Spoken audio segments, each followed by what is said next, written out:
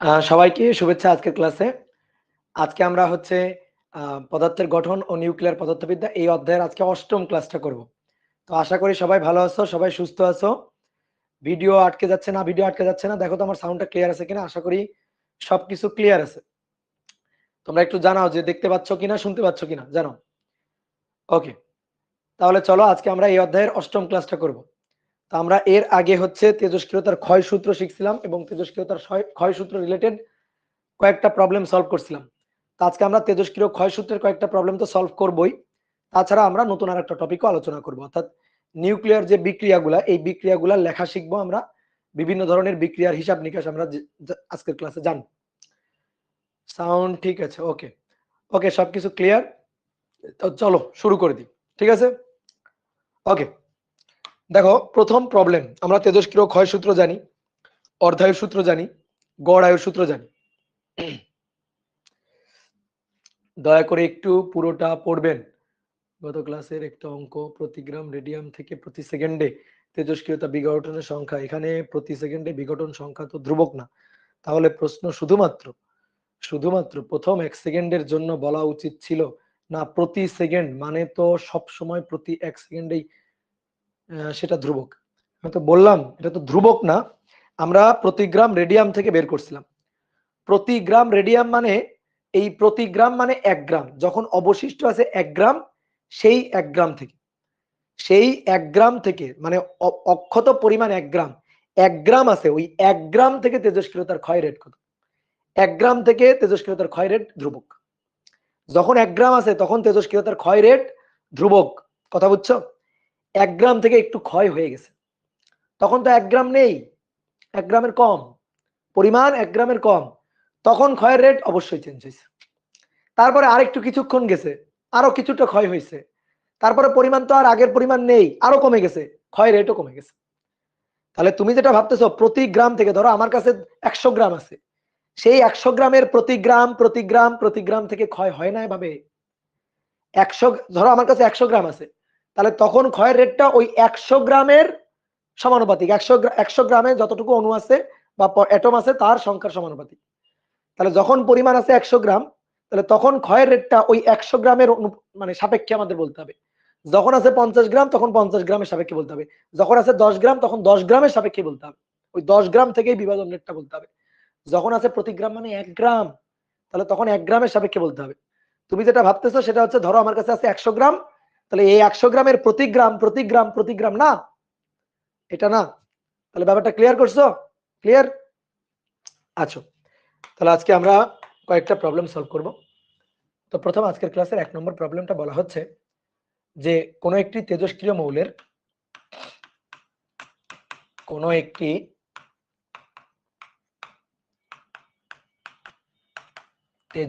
মৌলের মৌলের 280 দিন পর সক্রিয়তা,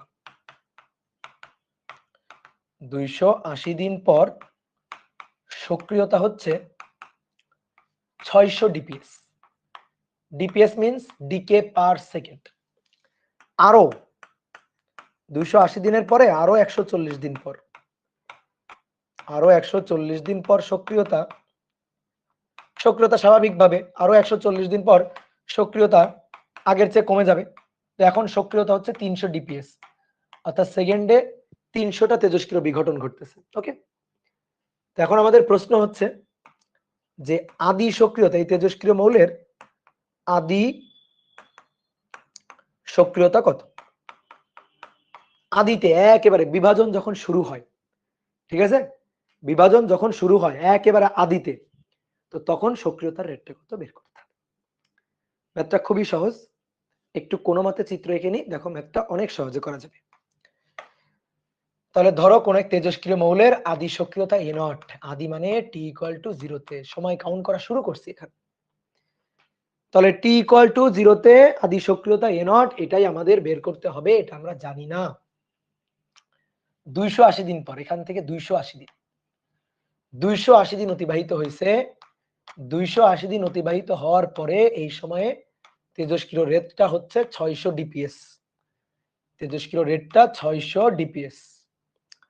600 ডিপিএস এর এই যে যখন 600 ডিপিএস তার আরো 140 দিন পর, আরো 140 যোগ করো, আরো 140 দিন পর, তাহলে আরো 140 দিন পর প্রথম থেকে সময় কত? প্রথম থেকে এটা ছিল 280, এর সাথে আরো 140 যোগ করো, দেখো তো 420 হয় কিনা। তাহলে 420 দিন পর, আরো 140 দিন পর সক্রিয়তা কমে 300 ডিপিএস। ওকে, আদি সক্রিয়তা এ নটের মান আমাদের বের করতে বলছে। ডিপিএস কি? DPS means decay per second.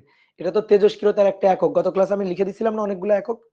Decay per second, DPS means decay per second. ঠিক আছে, তো এখন আমাদের বের করতে হবে আদি সক্রিয়তা এ নট কত, অর্থাৎ আদিতে যখন বিভাজন শুরু হয়েছে তখন সেকেন্ডে কয়টা করে তেজস্ক্রিয় বিভাজন হচ্ছে, এইটা আমাদের বের করতে হবে। ওকে, ঠিক আছে, তাহলে চলো হিসাব করি। আমি এ নট বের করতে চাই, দেখো এ নট, তাহলে A equal to A naught E to the power minus lambda T. কেউ আগে লিখবা না, আমি এই বিন্দু আর এই বিন্দু ধরে হিসাব করি, এই বিন্দু আর এই বিন্দু ধরে হিসাব করবো। তাহলে এ নট বের করতে চাই, তাহলে এ হচ্ছে আমার 600, এ আমার 600, ভালো কথা, এ নট আমি চাই। Okay, E to the power minus lambda T, T এর মান হচ্ছে এই যে 280, 280 দিন টি এর মান। ল্যামডাটা যদি জানা যাইতো, যদি জানা থাকতো, দেন আমি এ নটের মানটা বের করতে পারতাম, বাট আমার দুঃখের বিষয় ল্যামডাটা আমার দেওয়া নেই। তোমার মনে হবে ভাই তাহলে প্রশ্নে ভুল আছে, ল্যামডা দেওয়া নেই। না, প্রশ্নে ভুল নেই, প্রশ্ন ঠিক আছে, ল্যামডা দেওয়া নেই, ল্যামডা হয়তো কোনো না কোনো ভাবে পাওয়া যায়। অনেকে বলতে ভাই আপনি এই বিন্দু আর এই বিন্দু কেন নিলেন? আমি ধরেন এই বিন্দু আর এই বিন্দু নিব, কোনো আপত্তি নেই আমার। তুমি এই বিন্দু আর এই বিন্দু নিয়ে যদি হিসাব করো, তাহলে A equal to A naught E to the power minus lambda T, এর মান হবে 300 ডিপিএস। এ নটের মান আমি বের করতে চাই, টি এর মান কিন্তু তখন আবার 280 বসাবো না, এখান থেকে ওই যে সময় 420 দিন পর টি এর মান 420 দিন বসাবো, বসানোর পর এখান থেকে এ নটের মান বের করব। কিন্তু আবার ওই একই দুঃখের বিষয়, ল্যামডাটা আবার জানা নেই। তাহলে হলো না, কিন্তু দুটো সূত্র লিখে কোনো লাভ হলো না। ঠিক আছে, একেবারে মাথা পর্যন্ত যাইতে পারলাম না। তাহলে আমাদের প্রথম কাজ হচ্ছে ল্যামডা, আমরা বেঁধে গেছি ল্যামডাতে, অবক্ষয় ধ্রুবকে ল্যামডা দেওয়া নেই।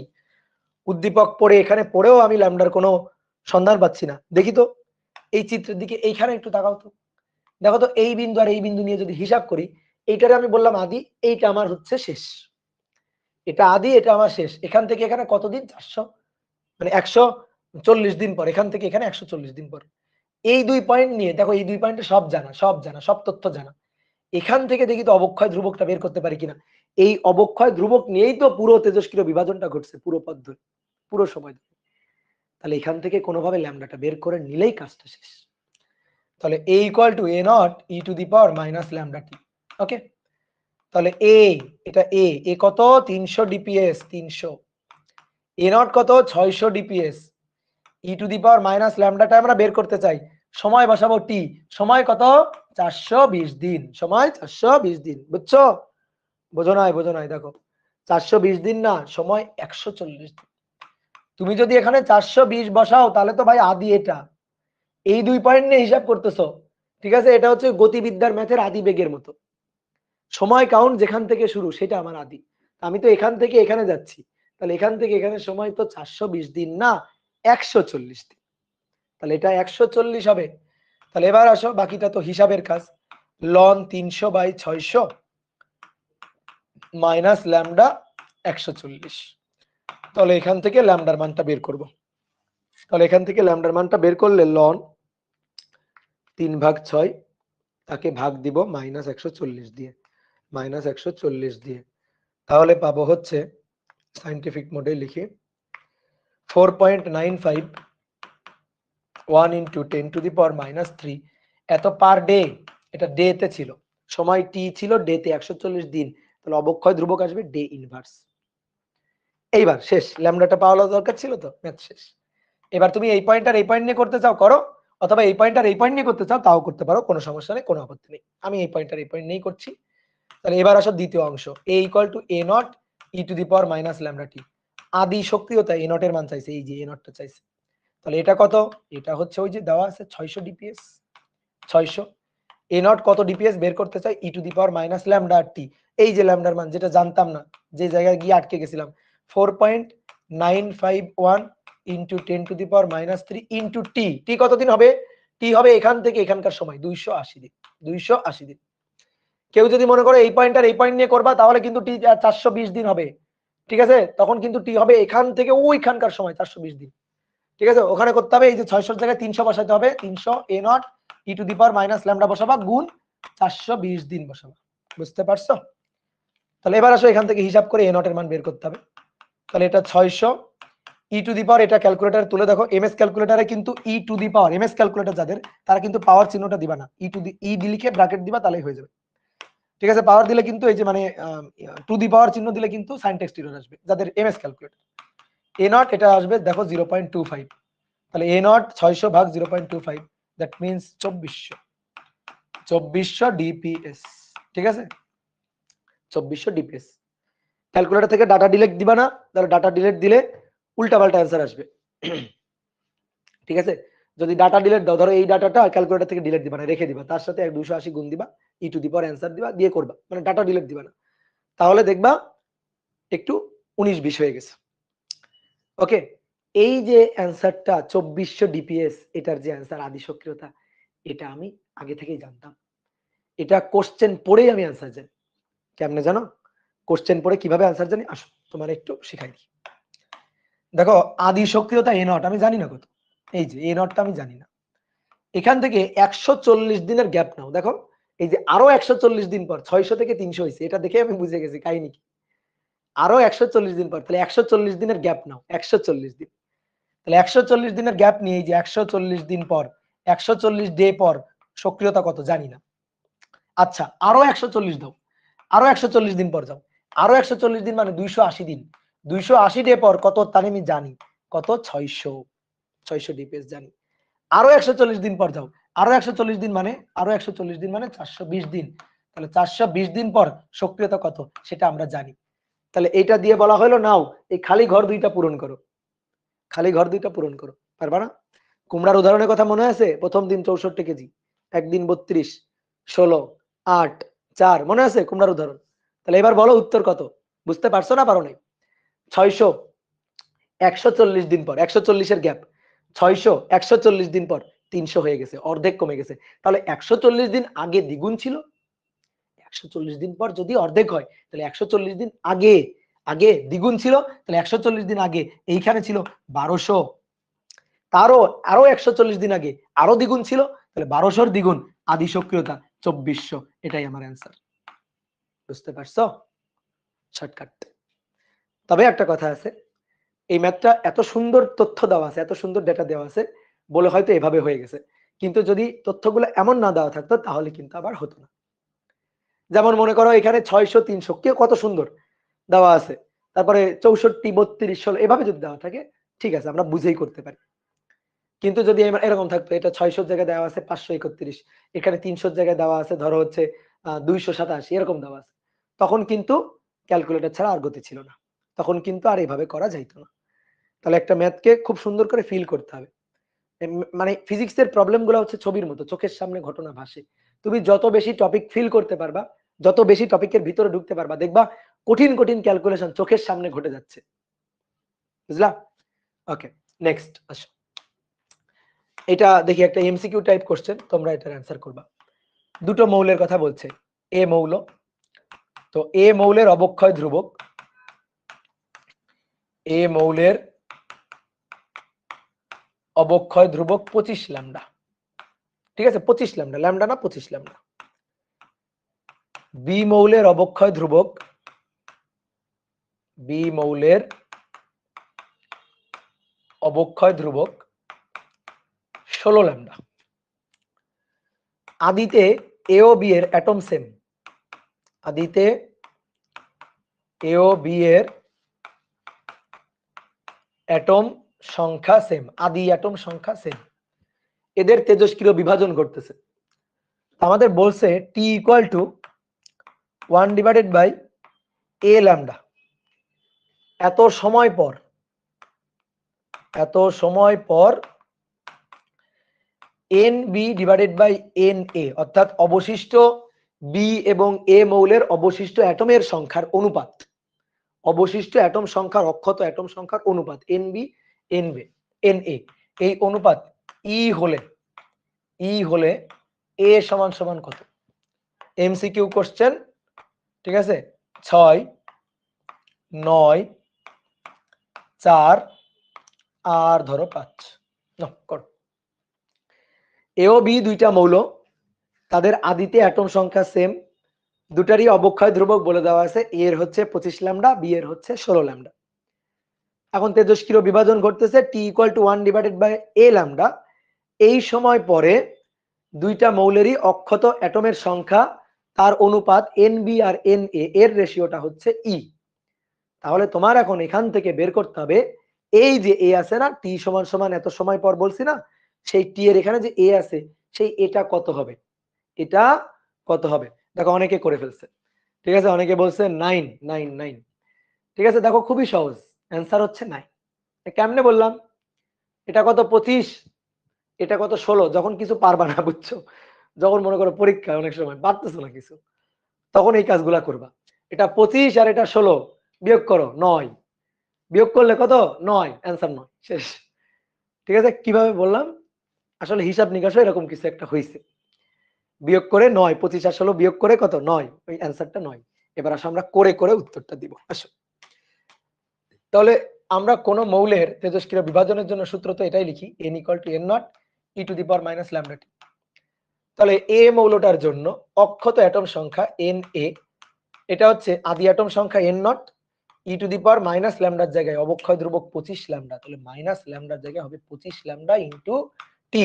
ওকে, বি মৌলের জন্য যদি লিখি তাহলে অক্ষত অ্যাটম বি মৌলের জন্য এনবি, সেটাও হবে n0 E to the power minus 16 lambda into হচ্ছে টি। বুঝতে পারছো, দুই ক্ষেত্রে n0 কেন দিলাম, কারণ বলছে আদিতে তাদের অ্যাটম সংখ্যা সমান, এই কারণে দুই ক্ষেত্রে n এর জন্য n0 আদি, nb এর জন্য n0 আদি। এবার এই দুইটা সমীকরণ দেখে তোমার কি করতে ইচ্ছা করতেছে, ভাগ করতে ইচ্ছা করতেছে, তাই না, ভাগ করতে ইচ্ছা না করলেও তোমার করতে হবে, কারণ রেশিও nb বাই na। তাহলে এবার আসো ratio nb divided by na, তাহলে ভাগ করে দিব n0 কাটাকাটি, E to the power minus 16 lambda T divided by E to the power minus 25 lambda T. তো nb ডিভাইডেড বাই na রেশিওটা হচ্ছে ই, আর এখানে দেখো ই টু দি পাওয়ার উপরে মাইনাস 16, এটা উপরে যাবে, এটা উপরে গিয়ে মাইনাস 16 আর প্লাস 25, তাহলে মাইনাস 16 প্লাস 25 বলো কত হয়, তাহলে 9 lambda T. E to the পাওয়ার কিছু নেই মানে কত আছে 1, তাহলে এবার ই to the power 1 E to the power 9 lambda T. তাহলে এবার ওই যে সূচকের সমীকৃত করো, তাহলে করলে 9 ল্যামডা টি, এটা সমান সমান 1, তাহলে অতএব টি সমান সমান কত 1 ডিভাইডেড বাই 9 ল্যামডা। আমাদের বলে দেওয়া ছিল টি সমান সমান, আমাদের বলে দেওয়া ছিল টি সমান সমান 1 divided by A lambda.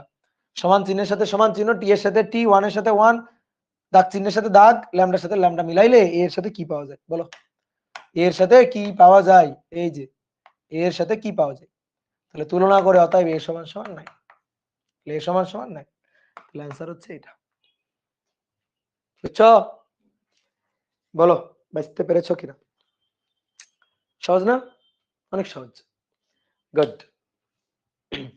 E to the পাওয়ার কেমনে আসলো, এই মার দিব, এক্স মানে কি, এক্স মানে এক্স টু দি পাওয়ার 1, এই ই টু দি পাওয়ার 1 কেমনে আসলো, N B by N A মানে তো ই, তো ই টু দি পাওয়ার কত, কিছু নেই মানে কত 1। এটা আবার কেমন প্রশ্ন, ই টু দি পাওয়ার 1 কেমনে আসলো। এবার আসো 3 নম্বর। 3 নম্বর দেখো, এটা কিন্তু খুব সুন্দর, তোমাদের একটা মহাস্থানগড়ের ম্যাথ করাইছিলাম মনে আছে, মহাস্থানগড়ের আকরিকের, ওই যে সরি আকরিক বলতেছি, মহাস্থানগড়ের প্রাচীন সভ্যতার বয়স কত, ঠিক ওই টাইপের আরেকটা ম্যাথ। বলা হচ্ছে যে একটি আকরিকে আকরিক পাওয়া গেছে, তো সেই আকরিকে ইউরেনিয়াম ও লেডের অনুপাত, ইউরেনিয়াম ও লেডের অনুপাত 3:1, ইউরেনিয়াম ও লেডের অনুপাত 3:1। আদিতে পুরোটাই, আদিতে এই আকরিকের পুরোটাই ইউরেনিয়াম ছিল, আদিতে পুরোটাই ইউরেনিয়াম ছিল, তাহলে আদিতে পুরোটা ইউরেনিয়াম ছিল, এখন ইউরেনিয়াম আর লেডের অনুপাত 3:1। তাহলে ভাবো তো ঘটনা কি ঘটতেছে, ভাবো ইউরেনিয়ামের অর্ধায়ু 4.3 ইন্টু 10 টু দি পাওয়ার 3 এত ইয়ার, এটা হচ্ছে ইউরেনিয়ামের অর্ধায়ু। তাহলে বলা হচ্ছে এই যে আকরিকটা, এই আকরিকটার বয়স কত, আকরিকটির বয়স কত, কত বছর ধরে এই তেজস্ক্রিয় বিভাজন ঘটতেছে। আমি ধরো একটা আকরিক প্রকৃতিতে পাইলাম, তাড়াতাড়ি দৌড়িয়ে ল্যাবে নিয়ে গেলাম, ল্যাবে নিয়ে গিয়ে টেস্ট করে দেখলাম কি এটাতে দুইটা মৌল আছে, ইউরেনিয়াম আছে, লেড আছে। তো আমরা এক্সপেরিমেন্ট করে দেখলাম ইউরেনিয়াম আর লেডের অনুপাত 3:1, ইউরেনিয়ামের পরিমাণ আর লেডের পরিমাণের অনুপাত 3:1। এবং কিছুক্ষণ অবজার্ভ করে দেখলাম আস্তে আস্তে আস্তে আস্তে এটা আসলে লেডে পরিণত হচ্ছে।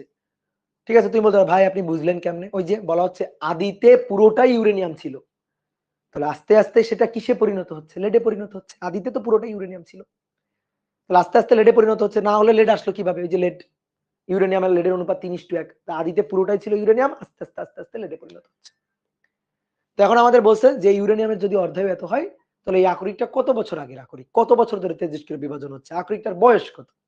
ঠিক আছে, ওকে, তাহলে চলো দেখি হিসাব করি, খুবই সহজ। ধরো এইটা হচ্ছে আকরিকটা, আদিতে পুরোটা ইউরেনিয়াম ছিল। এখন এই যে আমি যখন পাইছি তখন অবস্থা হচ্ছে এইটা, যখন পাইলাম তখন এখানে দেখলাম কি, দেখো 3:1 ইউরেনিয়াম আর লেড, তার মানে 3 ভাগ ইউরেনিয়াম 1 ভাগ লেড। তাহলে একটু ভাগ করি তো, টোটাল 4 ভাগ করি। তাহলে 4 ভাগের মধ্যে 3 ভাগ ইউরেনিয়াম, 1 ভাগ, 2 ভাগ, 3 ভাগ ইউরেনিয়াম আর 1 ভাগ লেড। এই যে 1 ভাগ, এই 1 ভাগ লেড, ইউরেনিয়াম আর লেড অনুপাত 3:1। কি বুঝতে পারছো? আদিতে পুরোটা ইউরেনিয়াম ছিল, তাহলে আদিতে তো 4 ভাগই ছিল না, 4 ভাগ, তো 4 ভাগের পুরোটাই কি ছিল? ইউরেনিয়াম ছিল। তো প্রথম কথা হচ্ছে ম্যাথ করতে হবে। তাহলে তেজস্ক্রিয় বিভাজন কার ঘটতেছে বলতো, লেডের না ইউরেনিয়ামের? আদিতে পুরোটা ইউরেনিয়াম ছিল। কার? তেজস্ক্রিয় বিভাজন ইউরেনিয়ামের হচ্ছে। ইউরেনিয়াম আস্তে আস্তে ক্ষয় হয়ে লেডে পরিণত হচ্ছে। কিসে পরিণত হচ্ছে আমার ওটা দরকার নেই, আমার দরকার হচ্ছে কি ক্ষয় হচ্ছে, ইউরেনিয়ামের ক্ষয় হচ্ছে, কিসে পরিণত হচ্ছে ওইটা আমি চাইতেছি। ঠিক আছে, ওটা ওটা আমার কনসার্ন না, আমার কনসার্ন কার ক্ষয় হচ্ছে, ইউরেনিয়াম। তাহলে ইউরেনিয়াম আস্তে আস্তে আস্তে আস্তে ক্ষয় হয়ে দেখো 1 ভাগ অলরেডি লেড হয়ে গেছে। তাহলে অক্ষত ইউরেনিয়াম কয় ভাগ? 3 ভাগ। ম্যাথ হয়ে গেছে, এদিকে দেখো n = n0 e to the power minus lambda t, শেষ। n0 হচ্ছে 4 একক, ইউরেনিয়াম আদিতে 4 একক ছিল, 4 ঘর ছিল। আর বর্তমানে কয় ঘর? বর্তমানে অক্ষত 3 ঘর, শেষ। n আর n0 এইটা জানতে পারলেই তো ম্যাথ শেষ। ল্যামডা অর্ধায়ু দেওয়া আছে, ল্যামডা ln 2/t হাফ বের করা যাবে, হ্যাঁ, ln 2/t হাফ। আর টিটা এটাই তো বয়স, এটাই তো বের করতে চাই, এটাই তো আকরিকের বয়স। কি ক্লিয়ার? তাহলে আসো আমরা এবার, ম্যাথ কিন্তু হয়ে গেল, এবার আমরা একটু হিসাব নিকাশ যদি করতে চাই। ইউরেনিয়ামের ক্ষয় হচ্ছে, ইউরেনিয়ামের বিভাজন হচ্ছে, তাহলে ইউরেনিয়ামের অক্ষত কতটুকু আর ইউরেনিয়ামের আদি কতটুকু এটা নিতে হবে। তো এখানে আমার পরিমাণ টরিমাণ নেই, অনুপাতটা আছে। অর্থাৎ আদিতে 4 ভাগ ইউরেনিয়াম, এখন বর্তমানে অক্ষত 3 ভাগ আছে ইউরেনিয়াম। তারপরে যদি চাও যে ভাই আমি লিখবো কি, কিভাবে লিখে টিকে করবো, তাহলে তুমি এভাবে একটু লিখতে লিখতে পারো। ঠিক আছে, মূল ম্যাথ কাঠামোটা শেষ, এবার কাঠামোর বাইরে প্রলেপ করতে হবে। তাহলে ধরি লেড, লেড অংশ এক্স, তাহলে অবশ্যই ইউরেনিয়াম অংশ, ইউরেনিয়ামের অংশ হচ্ছে 3 ঘর, 3x, মানে অনুপাতে সাধারণ রাশি x ধরি আর কি, ওই যে ছোটবেলায় লিখতাম। তাহলে মোট পরিমাণ, মোট পরিমাণ, মোট পরিমাণ হচ্ছে 3x আর x, তাহলে 4x মোট পরিমাণ। তাহলে আদিতে তো, আদিতে পুরোটাই তো ইউরেনিয়ামই ছিল। কি হলো? আদিতে, আদিতে পুরোটাই তো ইউরেনিয়াম ছিল, তাহলে আদিতে ইউরেনিয়াম ছিল টোটাল 4 ভাগ, তাহলে 4x, আদিতে ইউরেনিয়াম 4x ছিল। তাহলে এবার আদিতে 4x, দ্যাট ইজ n0। আর বর্তমানে ইউরেনিয়াম অক্ষত কত? ঠিক আছে, x দেখো, লেড আমার লাগবে না, আমার লাগবে ইউরেনিয়াম অক্ষত কত, দ্যাট ইজ n। এবার সময়টা বের করতে হবে, ম্যাথ তো শেষ। n = n0 e to the power minus lambda t। তাহলে n হচ্ছে 3x, n0, n0, তো n0 হচ্ছে 4x, e to the power minus lambda t, টা বের করতে চাই। তাহলে x x কাটাকাটি ln 3/4, ln 3/4 minus lambda, lambda হচ্ছে ln 2/t হাফ, আমি দুইবারে করার মধ্যে আর নাই, বহুত ম্যাথ করে ফেলছি। 4.3 × 10⁻³ × t, এটা কিন্তু ইয়ারে, টিও আসবে ইয়ারে। তাহলে অতএব t হচ্ছে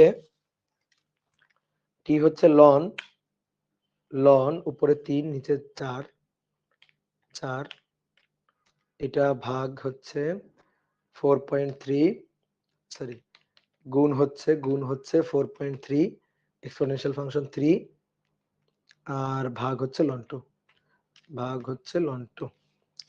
তাহলে 17.84, 1784.66 এত ইয়ার। এটা এত বছর আগে আকরিক শেষ। কি সহজ না বলো? ওকে, ক্লিয়ার? এই টাইপের আরেকটা ম্যাথ করি, আসো। 4 নম্বর না? হ্যাঁ, এই যে 4 নম্বর এই ম্যাথটা বুয়েট আসছিল, এই যে এবার বুয়েট আসছিল। তো বলা হচ্ছে একটি গাছে C612 ও C614 কার্বন আইসোটোপের অনুপাত পাওয়া গেল। কার্বন আইসোটোপের অনুপাত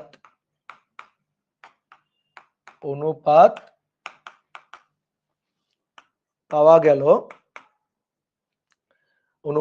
গেল, ধরো 1/12, 1/12 অনুপাত পাওয়া গেল 1/12। ঠিক আছে, C612 এবং C614 এর অনুপাত পাওয়া গেল 1/12। তাহলে C612 একটু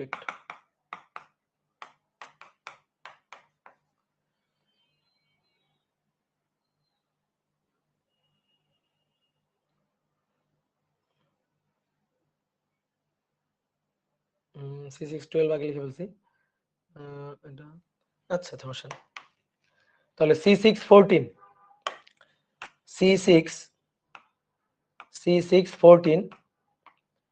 এত এর অর্ধায়ু ধরো 4500 বছর, 4500 বছর। তাহলে গাছটির বয়স কত?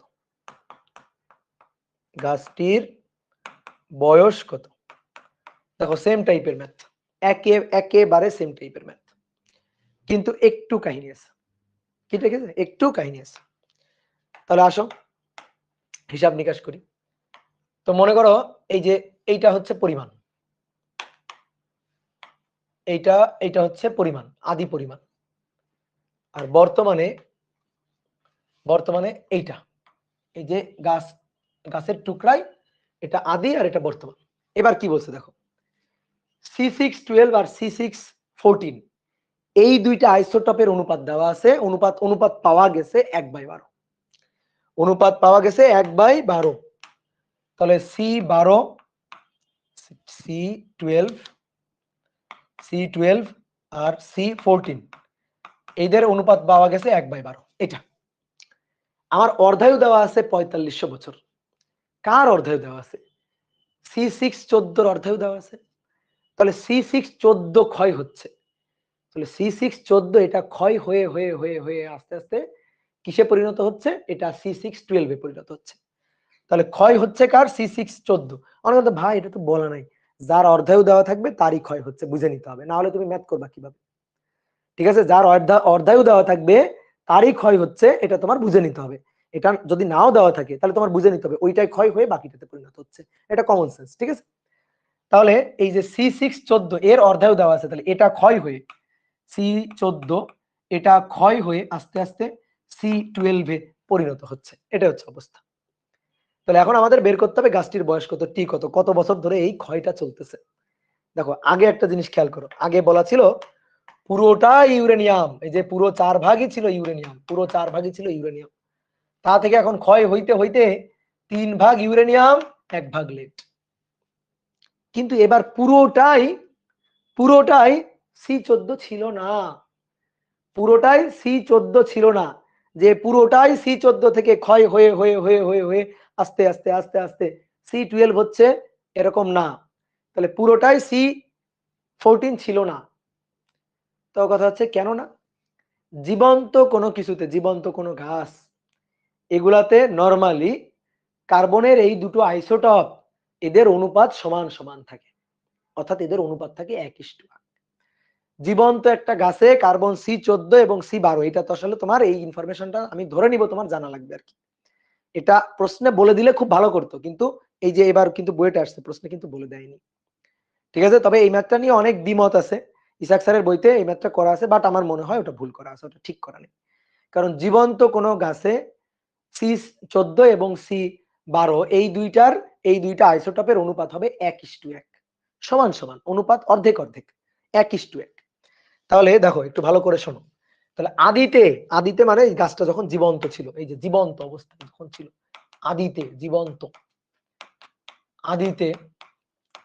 আদিতে এই দুইটা আইসোটোপের C14 আর C12 এই দুইটা আইসোটোপ সমান সমান ছিল, অর্ধেক অর্ধেক ছিল, অর্ধেক অর্ধেক একেবারে। যে এইটুকু ছিল এইটা C14 আর এইটুকু ছিল C12, একেবারে অর্ধেক অর্ধেক ছিল। কিন্তু এখন কি হয়েছে, বর্তমানে কি হয়েছে, বর্তমানে তাহলে এই জিনিসটা আমরা বলে দেওয়া না থাকলেও জানি। আরেকবার বলি, বলো। আদিতে মানে জীবন্ত অবস্থায় কোনো গাছে এই দুইটা আইসোটোপের অনুপাত কত থাকে, বলে দেওয়া নেই, তারপর আমি জানি। ঠিক আছে, আজকে থেকে মনে করো বলে দেওয়া নেই, তাও তুমি জানো যে জীবন্ত কোনো গাছে কার্বনের দুইটা আইসোটোপের অনুপাত, যদি এরকম কার্বন আইসোটোপের ম্যাথ থাকে তাহলে বুঝে নিবা দুইটা আইসোটোপের অনুপাত 1:1, সমান সমান 1:1। তো এই ইনফরমেশনটা দেওয়া থাকলে খুব ভালো হতো, কিন্তু দেওয়া নেই, তাহলে আমরা মনে মনে জানি এটা। ঠিক আছে, এটা কিন্তু মাথায় রাখতে হবে।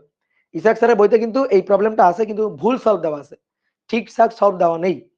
তাহলে আসো, বর্তমানে কার্বন 12 এই আইসোটোপটা 1 ভাগ, আর কার্বন 14 এই আইসোটোপটা 12 ভাগ আছে। ঠিক আছে, এটা 1 ভাগ আর এটা 12 ভাগ, তাহলে টোটাল 13 ভাগ করি আগে। টোটাল এইটারে আমরা 13 ভাগ করি, টোটাল 13 ভাগ করি।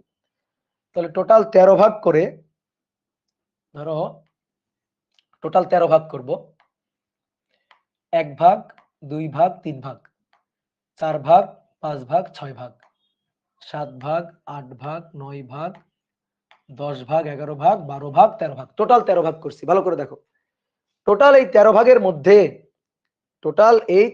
মধ্যে কার্বন 12 আছে 1 ভাগ, কার্বন 12 কালি দিয়ে লিখি,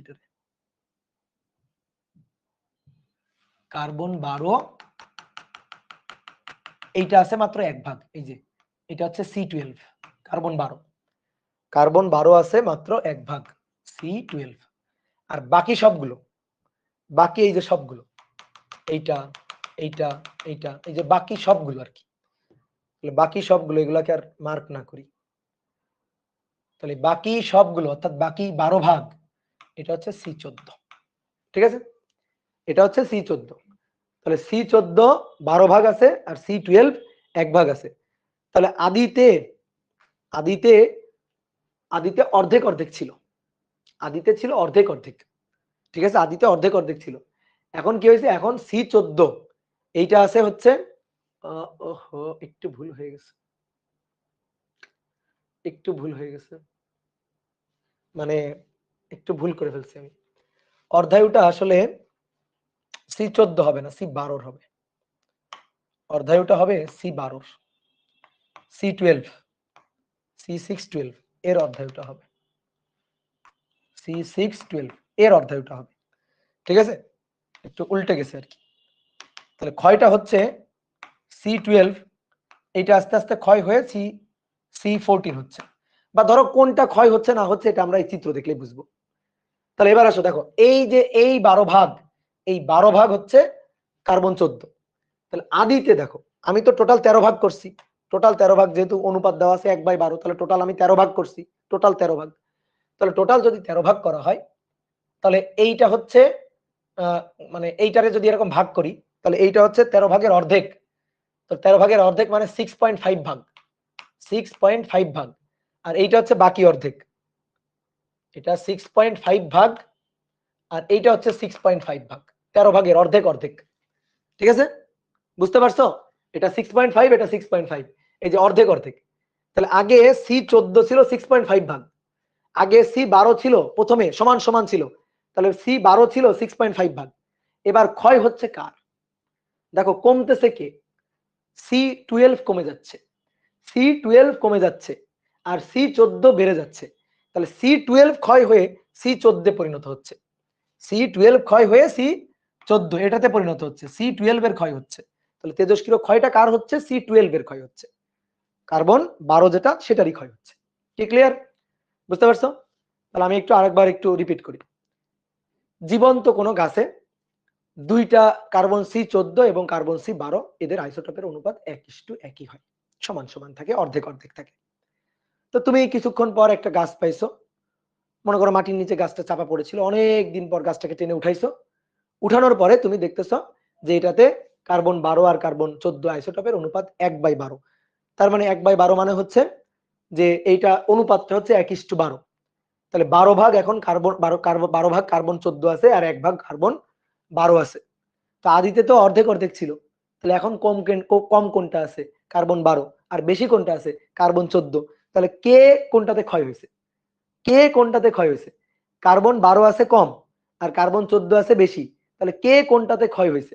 কোনটা বাড়ছে? কার্বন 14 বাড়ছে, তাহলে কার্বন 12 ক্ষয় হয়ে কার্বন 14 তে পরিণত হয়েছে। তাহলে 12 ক্ষয় হয়ে 14 তে পরিণত হয়েছে, তাহলে ক্ষয়টা কার হয়েছে? 12 এর ক্ষয় হয়েছে। তাহলে অর্ধায়ুটা দেওয়া থাকতে হবে 12 এর, বা মনে করো 12 14 দুটোরই অর্ধায়ু দেওয়া আছে, তুমি কোনটা কাজে লাগাবা সেটা তোমার বুঝে নিতে হবে। কি ক্লিয়ার? তুমি কোনটা কাজে লাগাবা সেটা তোমার বুঝে নিতে হবে। তাহলে এবার আসো আমরা হিসাব নিকাশ করে ম্যাথ করব। তাহলে n = n naught e to the power minus lambda T. তাহলে এখানে n আর n নটের পরিচয়টা একটু আমি বলি।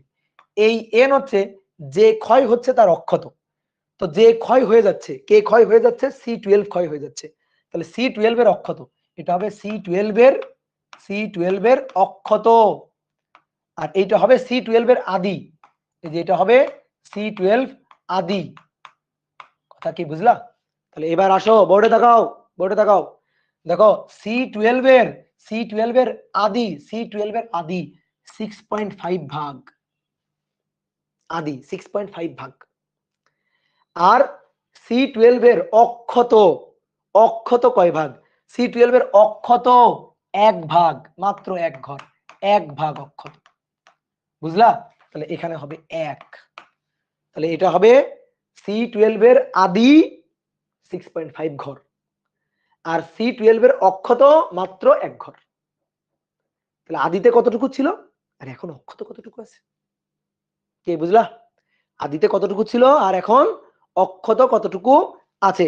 তুমি দেখো, খেয়াল করো, দেখো আমি একটু হাইলাইটার পেন দিয়ে দেখাই। এই যে আদিতে এইটুকু ছিল, আদিতে এইটুকু ছিল, এখন তার এতটুকু অবশিষ্ট আছে, এই যে এতটুকু অবশিষ্ট আছে, অক্ষত আছে, ওই যে অতটুকু অক্ষত আছে।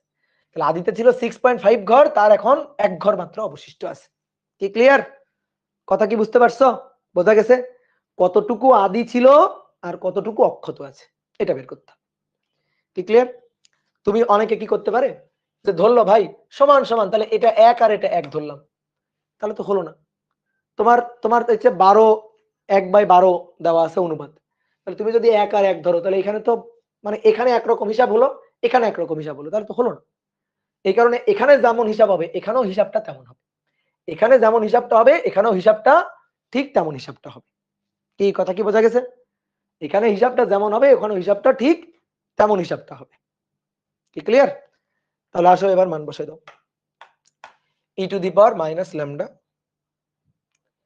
e to the power minus lambda ln 2 by, চিত্র আঁকলে দেখবা ম্যাথ হয়ে গেছে, ln 2 বাই 4500 ইনটু টি। তাহলে ln 1 ভাগ 6.5, 1 ভাগ 6.5, এটা সমান সমান minus ln 2 divided by 4500 into হচ্ছে গুণ হচ্ছে টি। তাহলে এখান থেকে আমাদের টি বের করতে হবে। কেউ একজন বলো তো আমাকে টিটা বলো, কেউ একজন আমাকে টিটা বলো। ln 1 ভাগ 6.5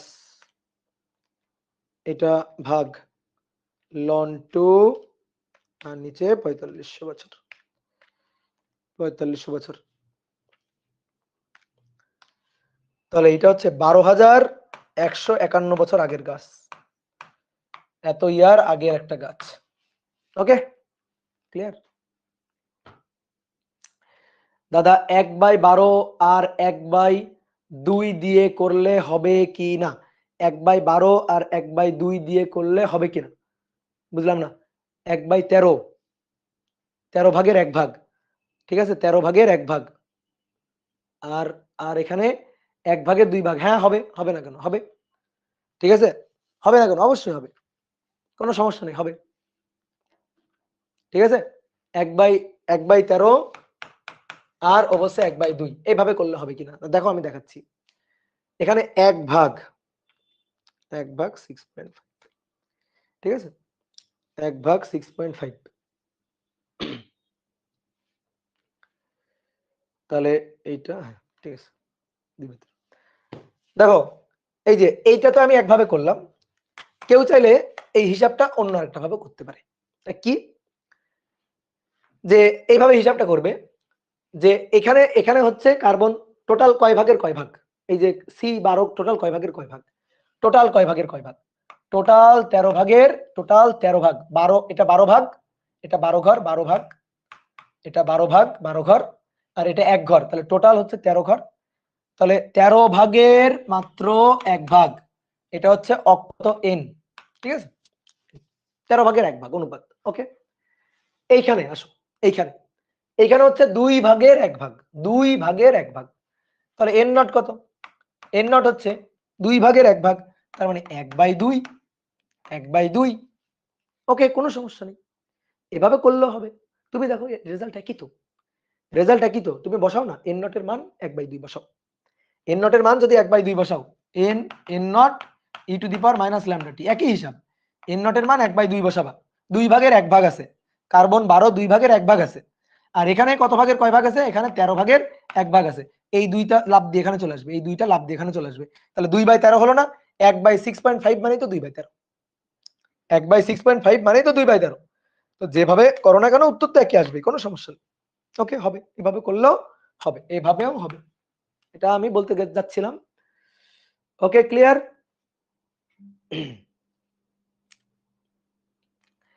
দাদা ক্ষয় হলে তো ভর সংখ্যা কম হওয়ার কথা না, এত এত সূক্ষ্ম হিসাব নিকাশ ধরো না, এখানে ম্যাথমেটিক্যাল হিসাবের মধ্যে এত সূক্ষ্ম কথাবার্তা ধরিও না, ঠিক আছে।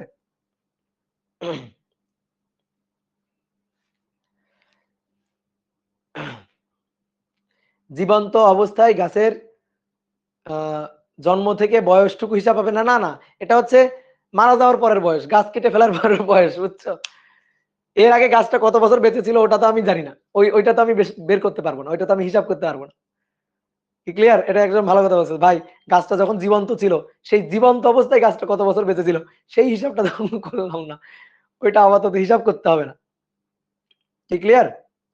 ভিডিও ক্লিয়ার না দাদা, ভিডিও ক্লিয়ার না, কি বলো, ভিডিও ঝাপসা, কি বলছো এগুলা?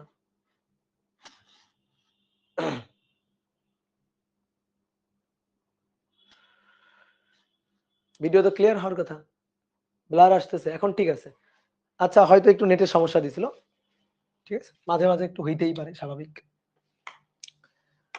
ওকে, তাহলে গেল, এই একটা প্রবলেম গেল, তো দেখি আর কোন কোন প্রবলেম করানো যায়, একটু দেখি, ধরো বয়স হয়ে যাচ্ছে, বুঝলা, সবকিছু ভুলে যাচ্ছে এখন।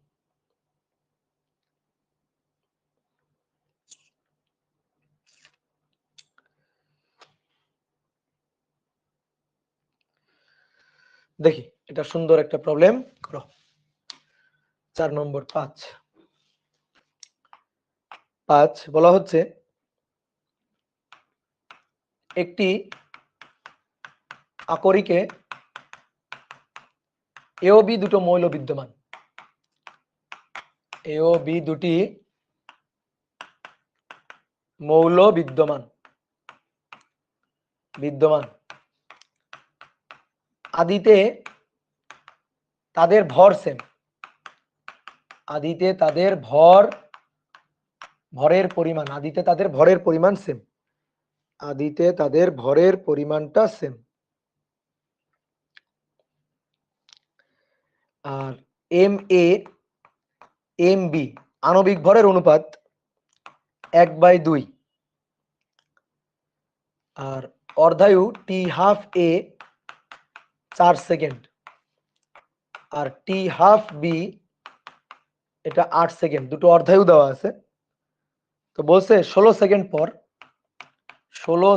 পর এদের অক্ষত অ্যাটম সংখ্যার অনুপাত, এন এ আর এন বি অক্ষত অ্যাটম সংখ্যার অনুপাত কত এটা বের করতে হবে। তো দেখো এটা সুন্দর একটা প্রবলেম। একটা তেজস্ক্রিয় আকরিক, সেখানে দুটো মৌল বিদ্যমান, দুটো মৌল বিদ্যমান। ধরো এই যে তেজস্ক্রিয় আকরিক, এখানে দুটো মৌল বিদ্যমান, এ আর বি, দুটো মৌল বিদ্যমান। আদিতে এদের ভরের পরিমাণ সেম, ভরের পরিমাণ, ভর হচ্ছে এম এ, ভর হচ্ছে এম বি, আদিতে এটা সেম, আদিতে সেম সেম ভর আছে, অর্ধেক অর্ধেক ভর আছে ধরো।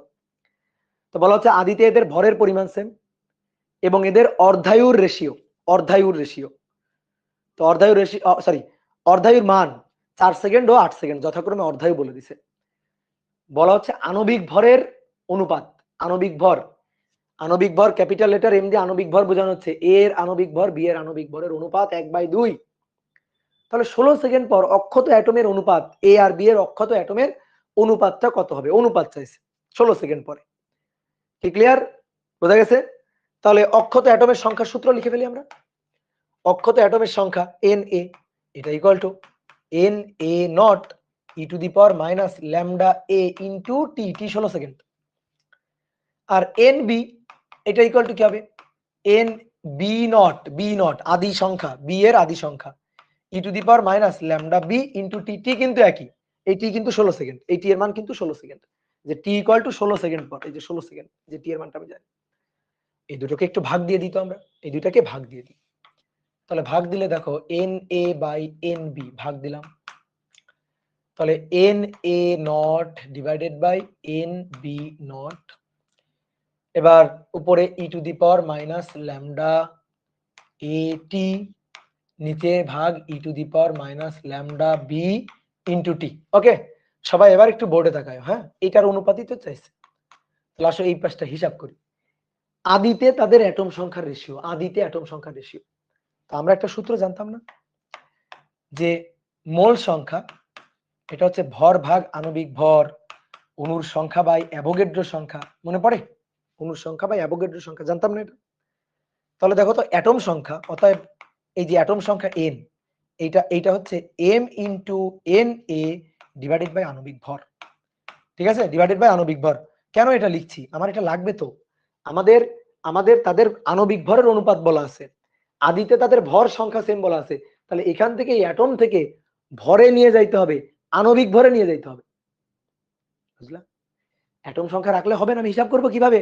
তাহলে এখান থেকে আমাদের ভরে নিয়ে যাইতে হবে, এখান থেকে আমরা ভরে নিয়ে যাব, এখান থেকে ভরে নিয়ে যাব, আণবিক ভরে নিয়ে যাব। উপায় কি, এই যে এটা। তাহলে ভালো করে খেয়াল করো, ভালো করে এর জন্য বি এর জন্য বসাবো, তাহলে ভালো করে খেয়াল করো, এর জন্য উপরে বসাবো, তাহলে এর জন্য বসাইলে এম এ, এম এ আদিতে তাদের পরিমাণ, তারপরে অ্যাভোগাড্রো সংখ্যা তো ভাই অ্যাভোগাড্রো সংখ্যাই, ঠিক আছে, অ্যাভোগাড্রো সংখ্যা কিন্তু অ্যাভোগাড্রো সংখ্যাই, ডিভাইডেড বাই এম বড় হাতের এ। এবার এইটা ভাগ, এটা ভাগ, নিচে হচ্ছে এন বি নট এ, তাহলে এটা যদি ভাগ দিই তাহলে এই এম বিটা যাবে উপরে, আর এম ছোট হাতের এটা আসবে নিচে, এম ছোট হাতের বিটা আসবে নিচে, আর অ্যাভোগাড্রো সংখ্যা আসবে নিচে। তো অ্যাভোগাড্রো সংখ্যা তো কাটাকাটি, বুঝতে কি পারছো? বুঝতে পারছো না? আলাদা হিসাব করে দেখাইতে হবে এটা। অণুর সংখ্যা রেশিও, তাহলে অ্যাভোগাড্রো সংখ্যা দেখো, অণুর সংখ্যা রেশিও এন এ আর এন বি, অণুর সংখ্যা রেশিও, তাহলে এম এ, ঠিক আছে, নিচে বড় হাতের এম এ, এবার এম বি উপরে চলে যাবে আর নিচে ছোট হাতের এম বি, আর অ্যাভোগাড্রো সংখ্যা তো কাটাকাটি, ঠিক আছে। তো এটা আদি সংখ্যা এ এন এ নট, আদি সংখ্যা এন এ নট, ঠিক আছে। তো এইটা বসাচ্ছি এখানে, তাহলে বসাইলে এম এ ডিভাইডেড বাই নিচে এম বি লিখে দিই, আর আণবিক ভর বি ডিভাইডেড বাই আণবিক ভর এ, আর ই টু দি পাওয়ার, আসো এবার ই to the power minus lambda A T E to the power minus lambda B T, তো মাইনাসটা উপরে চলে গেলে ল্যামডা বি, উপরে ল্যামডা বি, এটা উপরে চলে গেল, তাহলে ল্যামডা বি আর মাইনাস ল্যামডা এ ইনটু হচ্ছে টি। ওকে, এবার এই অনুপাতটা আমি জানি, বলছে আদিতে তাদের অ্যাটম সংখ্যা সেম, তাহলে কাটাকাটি, সরি অ্যাটম সংখ্যা না, ভর সংখ্যা, মানে ভরের পরিমাণ, এই যে ভরের পরিমাণ এই দুইটা সেম, তাহলে সেম কাটাকাটি। আণবিক ভরের রেশিও, আণবিক ভরের ratio M A by M B 1/2, তাহলে এটা তো 2/1, এটা কত 2/1। এবার ই to the power lambda lambda, তাহলে ল্যামডা মানে ln 2 বাই টি হাফ। দেখো ln 2 বাই টি হাফ কার, বি এর, তো বি এর টি হাফ কত 8 minus minus ln 2 by T half কার, এর কত 4 গুণ কত সেকেন্ড পরে 16 সেকেন্ড পরে, টি এর মান কত 16। এবার এই হিসাবটা কে করবে, ক্যালকুলেটর করবে। ঠিক আছে, এটা ক্যালকুলেটর ছাড়াও করা যায়। 2 ই টু দি পাওয়ার, ধরো ln কে বাইরে নিয়ে আসো, ln 2 কে বাইরে নিয়ে আসো, তো ln 2 কে বাইরে নিয়ে আসলে 1/8 মাইনাস 1/4 গুণ হচ্ছে 16। তো এটা ক্যালকুলেটরে হিসাব করবা, ক্যালকুলেটরে হিসাব করবা ই ln 2 তারপরে 16, তারপরে 16 গুণ হচ্ছে কত 1/8, 1/8 বিয়োগ 1/4, 1/4, তাহলে এখান থেকে আমরা পাচ্ছি 1/4, তাহলে 2 গুণ 1/4, তার মানে 1/2, 1/2, এটা হচ্ছে आंसर। ঠিক আছে, 2 গুণ 1/4, 1/2, বুঝতে পারছো? 1/2 आंसर। হ্যাঁ, হিসাব, জাস্ট ম্যাথমেটিক্যাল হিসাব করা হয়েছে, আর কিছু না। ঠিক আছে, তাহলে এবার আসলে লাস্ট একটা ম্যাথ আমরা করব, লাস্ট একটা ম্যাথ। কি ক্লিয়ার, বুঝছো? এটা কিন্তু সুন্দর একটা ম্যাথ। তাহলে আণবিক ভরের অনুপাত দেওয়া আছে, অর্ধায়ু দুটো দেওয়া আছে, বলা আছে আদিতে তাদের ভরের পরিমাণ সেম, আদিতে তাদের ভরের পরিমাণ সেম বলে এটা কাটাকাটি চলে গেছে, আণবিক ভরের অনুপাত দেওয়া আছে আর অর্ধায়ু দেওয়া আছে, তো বাকিটা তো হিসাব। ওকে, নেক্সট বলা হচ্ছে ইউরেনিয়ামের 6 নম্বর, ইউরেনিয়াম 92-235, তো এটা একটা তেজস্ক্রিয় মৌল। বলা হচ্ছে এর প্রাথমিক পরিমাণ 3 মিলিগ্রাম, এর প্রাথমিক পরিমাণ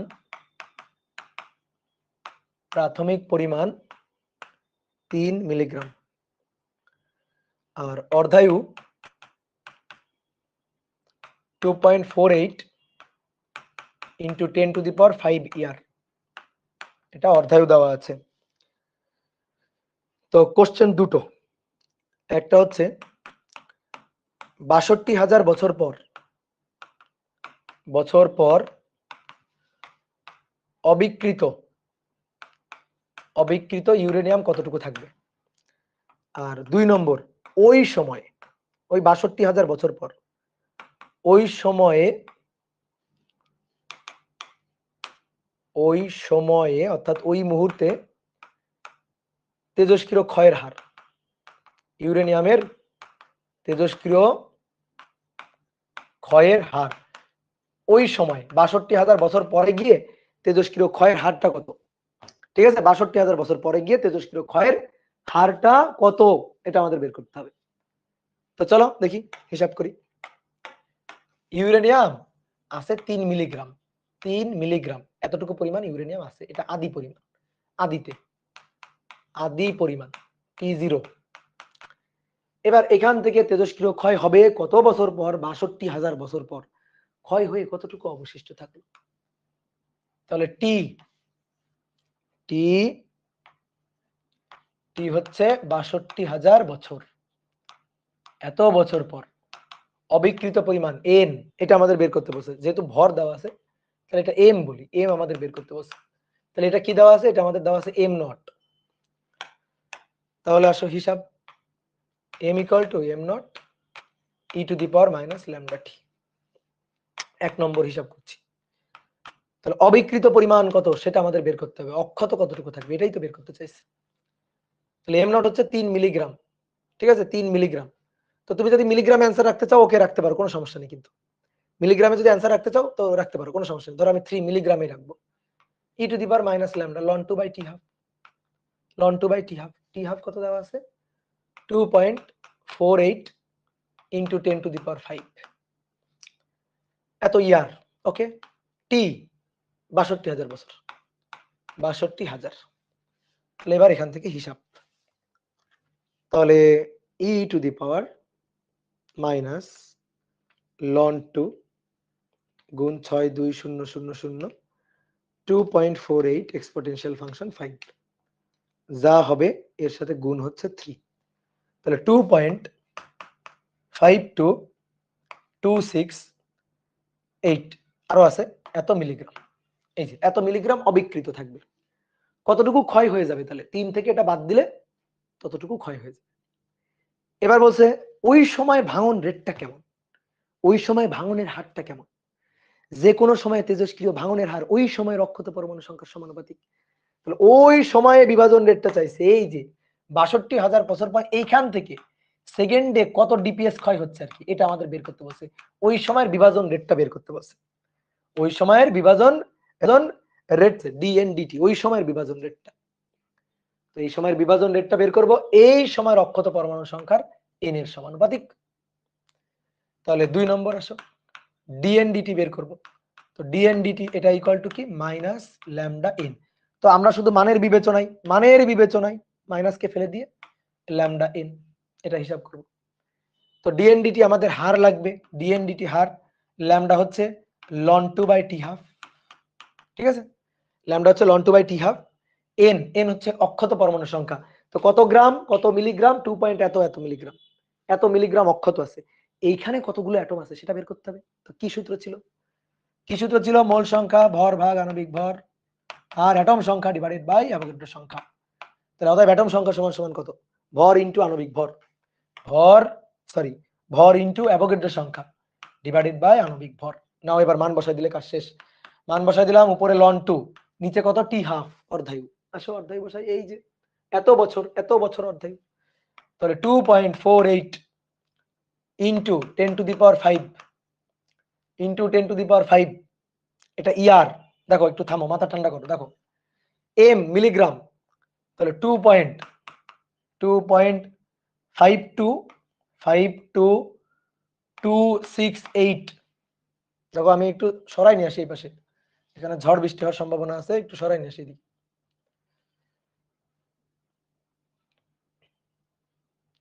হবে এতটুকু তো, হ্যাঁ হবে হবে হবে।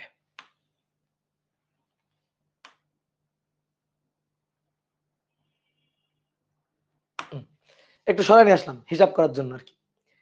তো দেখো এটা হচ্ছে মিলিগ্রাম কিন্তু মিলিগ্রাম, আর অ্যাভোগাড্রো সংখ্যা 6.02 into 10 to the power 23 divided by M, uranium 235 gram, 235 gram. এককে বহুত ঝামেলা আছে, এককে বহুত ঝামেলা আছে। আসো একক গুলা ঠিক করবো এখন বসে বসে। তো কিভাবে, এটা মিলিগ্রাম আর এটা তো গ্রামে, তাহলে হয় উপরেরটারে গ্রাম করো নয়তো নিচেরটারে মিলিগ্রাম করো। তো মিলিগ্রামকে গ্রাম করব আমরা। তো মিলিগ্রামকে গ্রাম করে কেমনে, 10 টু দি পাওয়ার -3 গ্রাম, বুঝনি, মিলিগ্রামকে গ্রাম, বুঝতে পারছো, এটুকু বুঝতে পারছো। তাহলে এটা মিলিগ্রাম কিসে হলো এখন, গ্রামে, আর নিচে 235 কিসে আছে, গ্রামে, তাহলে হয়েছে হিসাব। অ্যাভোগাড্রো সংখ্যার তো আর কোনো ইউনিট নেই, এত টি। ওকে ডান। নিচে এটা আসো, এটা তো ইয়ারে, তোমার বিভাজন রেটটা কিন্তু আসছে, বাট ডিপি ইয়ার, ডিকে পার ইয়ার, কিন্তু বিভাজন রেট বের করতে বললে ডিকে পার সেকেন্ডে বের করাটাই বেটার, কারণ ডিকে পার সেকেন্ড এটাই হচ্ছে ব্যাকেরেল, অর্থাৎ ডিকে পার সেকেন্ড এই এককটা, ডিপিএস এককটা, এটাতে বের করাটাই বেটার। তাহলে নিচে এটারে বছর রাখার দরকার নেই, তাহলে বছরকে সেকেন্ড করতে হবে। এত বছর, এক বছরে 365 দিন, একদিনে 24 ঘন্টা, এক ঘন্টায় 3600 সেকেন্ড। বুঝতে পারছো, কি ক্লিয়ার? এইবার সবকিছু ঠিকঠাক আছে, এটাও গ্রামে আছে, এটাও গ্রামে আছে, এটা অণুর সংখ্যা, ln 2 এর কোনো একক নেই, এটা আছে সেকেন্ডে। তাহলে এখান থেকে এবার হিসাব করবা, হিসাব করে যা হবে তত DPS, decay per second, DPS or becquerel, okay ডান।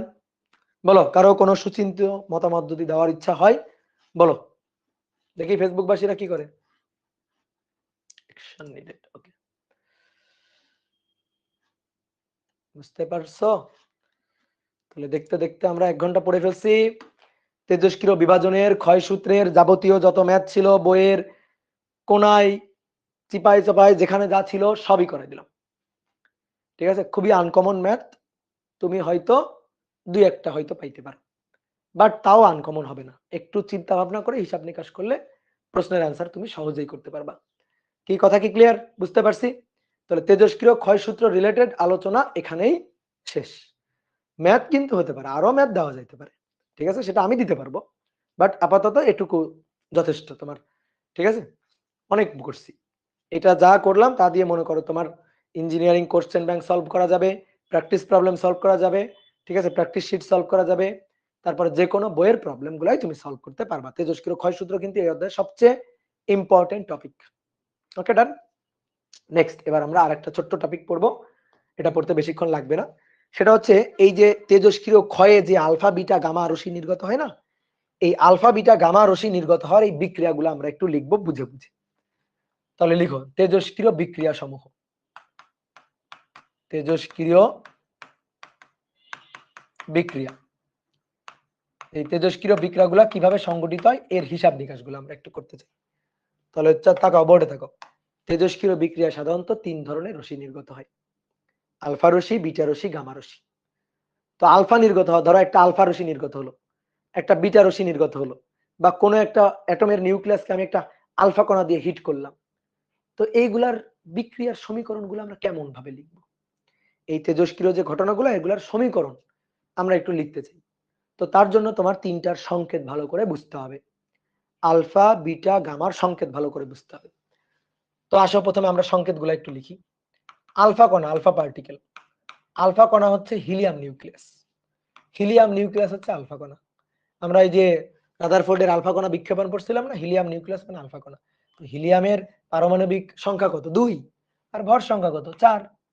ঠিক আছে, এটাই হচ্ছে আলফা কণা। আলফা কণাকে এভাবেও লেখা হয়, এই যে আলফা কণা নিচে 2 উপরে 4, এভাবেও কিন্তু আলফা কণাকে প্রকাশ করা হয় সংকেত। তারপরে এবার আসো বিটা কণা। বিটা, বিটা নির্গত হলে কেমন হয় আর কি, বিটা দেখতে কেমন, বিটার সংকেত কি? বিটা নিচে এখানে -1 উপরে 0, অথবা এটাকে এভাবেও লেখা হয়, আরো একটা নিয়ম আছে, সেটা হচ্ছে ই দিয়ে নিচে -1 উপরে এখানে 0। কোন কোন অ্যাটম থেকে যদি বিটা নির্গত হয় তাহলে কি হয় জানো, তার ভর সংখ্যা অপরিবর্তিত থেকে পারমাণবিক সংখ্যা 1 বেড়ে যায়। ভর সংখ্যা অপরিবর্তিত থেকে পারমাণবিক সংখ্যা 1 বেড়ে যায়। আমার কথা বোঝার এখন দরকারই, ঠিক আছে? এখন আমি যা বললাম এটা এটা তোমার বোঝার কোনো দরকার নেই, এটা না বুঝলেও চলবে। আসো আমরা দেখবো তো ঘটনাগুলো আস্তে আস্তে। গামা হচ্ছে সবচেয়ে নিরীহ কণা, গামা রশ্মি সবচেয়ে নিরীহ, ঠিক আছে? এর না আছে কোনো চার্জ, মানে এর কিছুই নেই। এ দেখো গামা 0 0, এ তো সবচেয়ে নিরীহ। তো কোনো মৌল থেকে যদি গামা রশ্মি নির্গত হয় তাহলে তেজস্ক্রিয় ক্ষয় ঘটে না, মৌলটার কোনো চেঞ্জই তো হয় না। মৌলটার চেঞ্জ না হলে তেজস্ক্রিয় ক্ষয় ঘটবে কিভাবে? তো গামা রশ্মি নির্গত হলে বা আমি গামা রশ্মি দিয়ে কাউকে হিট করলে, ঠিক আছে, মৌলের কোনো পরিবর্তন হয় না, মৌলের কোনো আইসোটোপও তৈরি হয় না, ইভেন মৌলের পারমাণবিক সংখ্যা পরিবর্তন হয়ে মৌল যে অন্য একটা মৌলে পরিণত হবে সেটাও কিন্তু ঘটে না, যেটা কিন্তু আলফা বিটাতে ঘটে। তো তেজস্ক্রিয় এই 3 ধরনের রশ্মি নির্গত হয়। এবার অনেক সময় মনে করো আমাদের এরকম কিছু বিক্রিয়া লিখতে বলবে যে কোনো একটা মৌলের নিউক্লিয়াসকে একটা প্রোটন দিয়ে আঘাত করা হয়েছে, কোনো একটা মৌলের নিউক্লিয়াসকে একটা নিউট্রন দিয়ে আঘাত করা হয়েছে। নিউটন প্রোটনের সংকেত কেমন হবে? নিউটন প্রোটনের সংকেত, তাহলে আসো তো প্রোটনের সংকেত। প্রোটন, তাহলে প্রোটনের সংকেতটা আমরা কিভাবে লিখবো? প্রোটনের সংকেত পি। এবার আসো, নরমালি আমরা নিচে কি পারমাণবিক সংখ্যা অর্থাৎ প্রোটন সংখ্যা, উপরে ভর সংখ্যা লিখি না? তো প্রোটনের তার পারমাণবিক সংখ্যা ভর সংখ্যা হয় না, বাট ওটার মতো করে তুলনা করে আমরা একটু মনে রাখতে পারি সহজে সংকেতটা। প্রোটন মানে একটা প্রোটন, তাহলে প্রোটন সংখ্যা হচ্ছে পারমাণবিক সংখ্যা, পারমাণবিক সংখ্যা নিচে বসে, তাহলে নিচে এখানে 1। প্রোটন, এটা প্রোটন, এর কোনো নিউটন নেই, প্রোটনের কোনো নিউটন নেই, মানে ব্যাপারটা এরকম। প্রোটন প্রোটন, নিউটন নেই। নিউটন কত? 0। তাহলে প্রোটন কয়টা? একটা, তাহলে 1 যোগ 0 1 উপরে বসে। অর, এটাকে আরো একটা ভাবে লেখা যায়, অর, এটা হচ্ছে হাইড্রোজেন অ্যাটম। দেখো হাইড্রোজেন, হাইড্রোজেনের যে মানে আইসোটোপ আছে না 3টা, তো তার মধ্যে হাইড্রোজেন যেটা ওইটা আর কি। তাহলে 1 1। আরেকটা আছে নিউট্রন, তো নিউটনের সংকেত কেমন হবে? নিউটনের সংকেত হচ্ছে, দেখো বুঝে বুঝে বলো তো, নিউটন নিচে বসে পারমাণবিক সংখ্যা মানে প্রোটন সংখ্যা, উপরে বসে ভর সংখ্যা। তো নিউটন, এর কি কোনো প্রোটন সংখ্যা আছে? নেই, তার মানে পারমাণবিক সংখ্যার জায়গাটা হবে 0। আর নিউটন হচ্ছে একটা নিউটন, তাহলে একটা নিউটনের সাথে 0 যোগ হয়ে ভর সংখ্যা 1, তাহলে উপরে হবে 1। বুঝতে পারছো? তাহলে এগুলো হচ্ছে সংকেত। এইবার আমরা এইখানে এই আলফা রশ্মি, বিটা রশ্মি, গামা রশ্মি নির্গত হলে কি হয় সেইগুলা লিখবো। তো এই সংকেত লেখার জন্য তোমার দুটো জিনিস মাথায় রাখতে হবে। যদি বলে নির্গত হওয়া বা ক্ষয় হওয়া, নির্গত হওয়া বা ক্ষয় হওয়া, এটা যদি বলে নির্গত হওয়া বা ক্ষয় হওয়া, তাহলে ভাইয়া মাইনাস করবা, ঠিক আছে, আমার নিয়মটাই মানবা। আর যদি বলে আঘাত করা হয়েছে, একটা আলফা কণা দিয়ে আঘাত করা হলো, একটা বিটা রশ্মি দিয়ে আঘাত করা হলো, ঠিক আছে, তাহলে কি করবা? তাহলে প্লাস করবা, এই। তাহলে আসো এবার আমি কয়েকটা ঘটনা লিখি এবং তার সংকেতগুলো লিখি। মনে করো 1 নম্বর বলা হচ্ছে কোন একটা মৌলের একটা নিউক্লিয়াসকে আমরা আলফা কণা দিয়ে আঘাত করছি, আলফা কণা দিয়ে আঘাত করা হয়েছে, তাহলে দেখতে কেমন হবে? আলফা কণা দিয়ে আঘাত করা হলে ঘটনাটা দেখতে কেমন হবে? আলফা কণা দিয়ে আঘাত করা হয়েছে, তাহলে তার ঘটনাটা দেখতে কেমন হবে? মৌলটা হচ্ছে এক্স, ধরো এক্স হচ্ছে মৌলটা, জেড তার পারমাণবিক সংখ্যা, এ তার ভর সংখ্যা, আঘাত করা হয়েছে, হিট করা হয়েছে, আঘাত করা হলে যোগ, কাকে দিয়ে? আলফা নিউক্লিয়াস দিয়ে, তাহলে আলফা নিচে 2 উপরে 4, তাহলে কি হবে? তাহলে মৌলটার এক্স থাকবে না, চেঞ্জ হয়ে যাবে। কেমনে চেঞ্জ হয়ে যাবে? দেখো, ভর সংখ্যা চেঞ্জ হয়ে যাবে, পারমাণবিক সংখ্যা চেঞ্জ হয়ে যাবে। দেখো কেমনে চেঞ্জ হয়। তাহলে আলফা দিয়ে আঘাত করা হলে কি হয়? মৌলটা চেঞ্জ হয়ে এক্স থেকে এক্স ড্যাশ হয়ে গেল। আমি বললাম পারমাণবিক সংখ্যা চেঞ্জ হবে কিনা? উত্তর অবশ্যই হবে, কারণ এক্স এর পারমাণবিক সংখ্যা ছিল 2। তো আমি যদি আলফা কণা দিয়ে হিট করি, আলফা কণা দিয়ে আঘাত করি, তাহলে জেড আর 2 এই দুটো যোগ হবে, জেড প্লাস 2, তাহলে জেড প্লাস 2 যোগ হয়ে পারমাণবিক সংখ্যা আগে যা ছিল 2 বাড়বে, ভর সংখ্যা 4 বাড়বে, তাহলে ভর সংখ্যা হবে a+4। বুঝলা? সহজ না? যদি বলা হয় যে 2 নম্বর, ধরো আলফা কণা নির্গত হলো,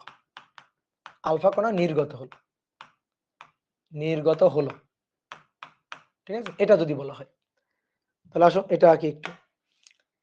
এক্স জেড উপরে এ নির্গত হয়েছে, আলফা নির্গত হয়েছে, তাহলে নির্গত হলে বিয়োগ বলছি, ক্ষয় হলে বিয়োগ, নির্গত হলে বিয়োগ, তাহলে বিয়োগ আলফা নিচে 2 উপরে 4, তাহলে এটা সমান সমান এক্স ড্যাশ, তাহলে জেড থেকে দেখো 2টা বাদ যাবে, এবার পারমাণবিক সংখ্যা 2 কমে যাবে, আর ভর সংখ্যা 4 কমে যাবে, বুঝতে পারছো? সহজ না? দেখো অনেকে কিন্তু অনেক জায়গায় বইতে বলছে আলফা ক্ষয় হলো, আলফা নির্গত হলো, তারপরও মাইনাস দিয়ে না দিয়ে যোগ দিয়ে লিখছে, প্লাস দিয়ে লিখছে। কেমনে জানো?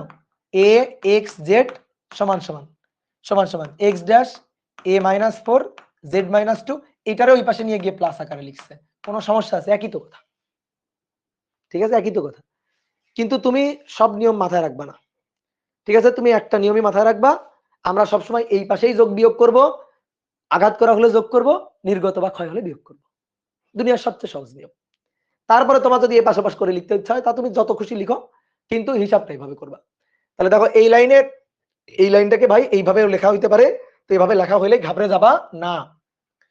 তাহলে এবার দেখি তো যে তাহলে আলফা নির্গত হলে কি হয়?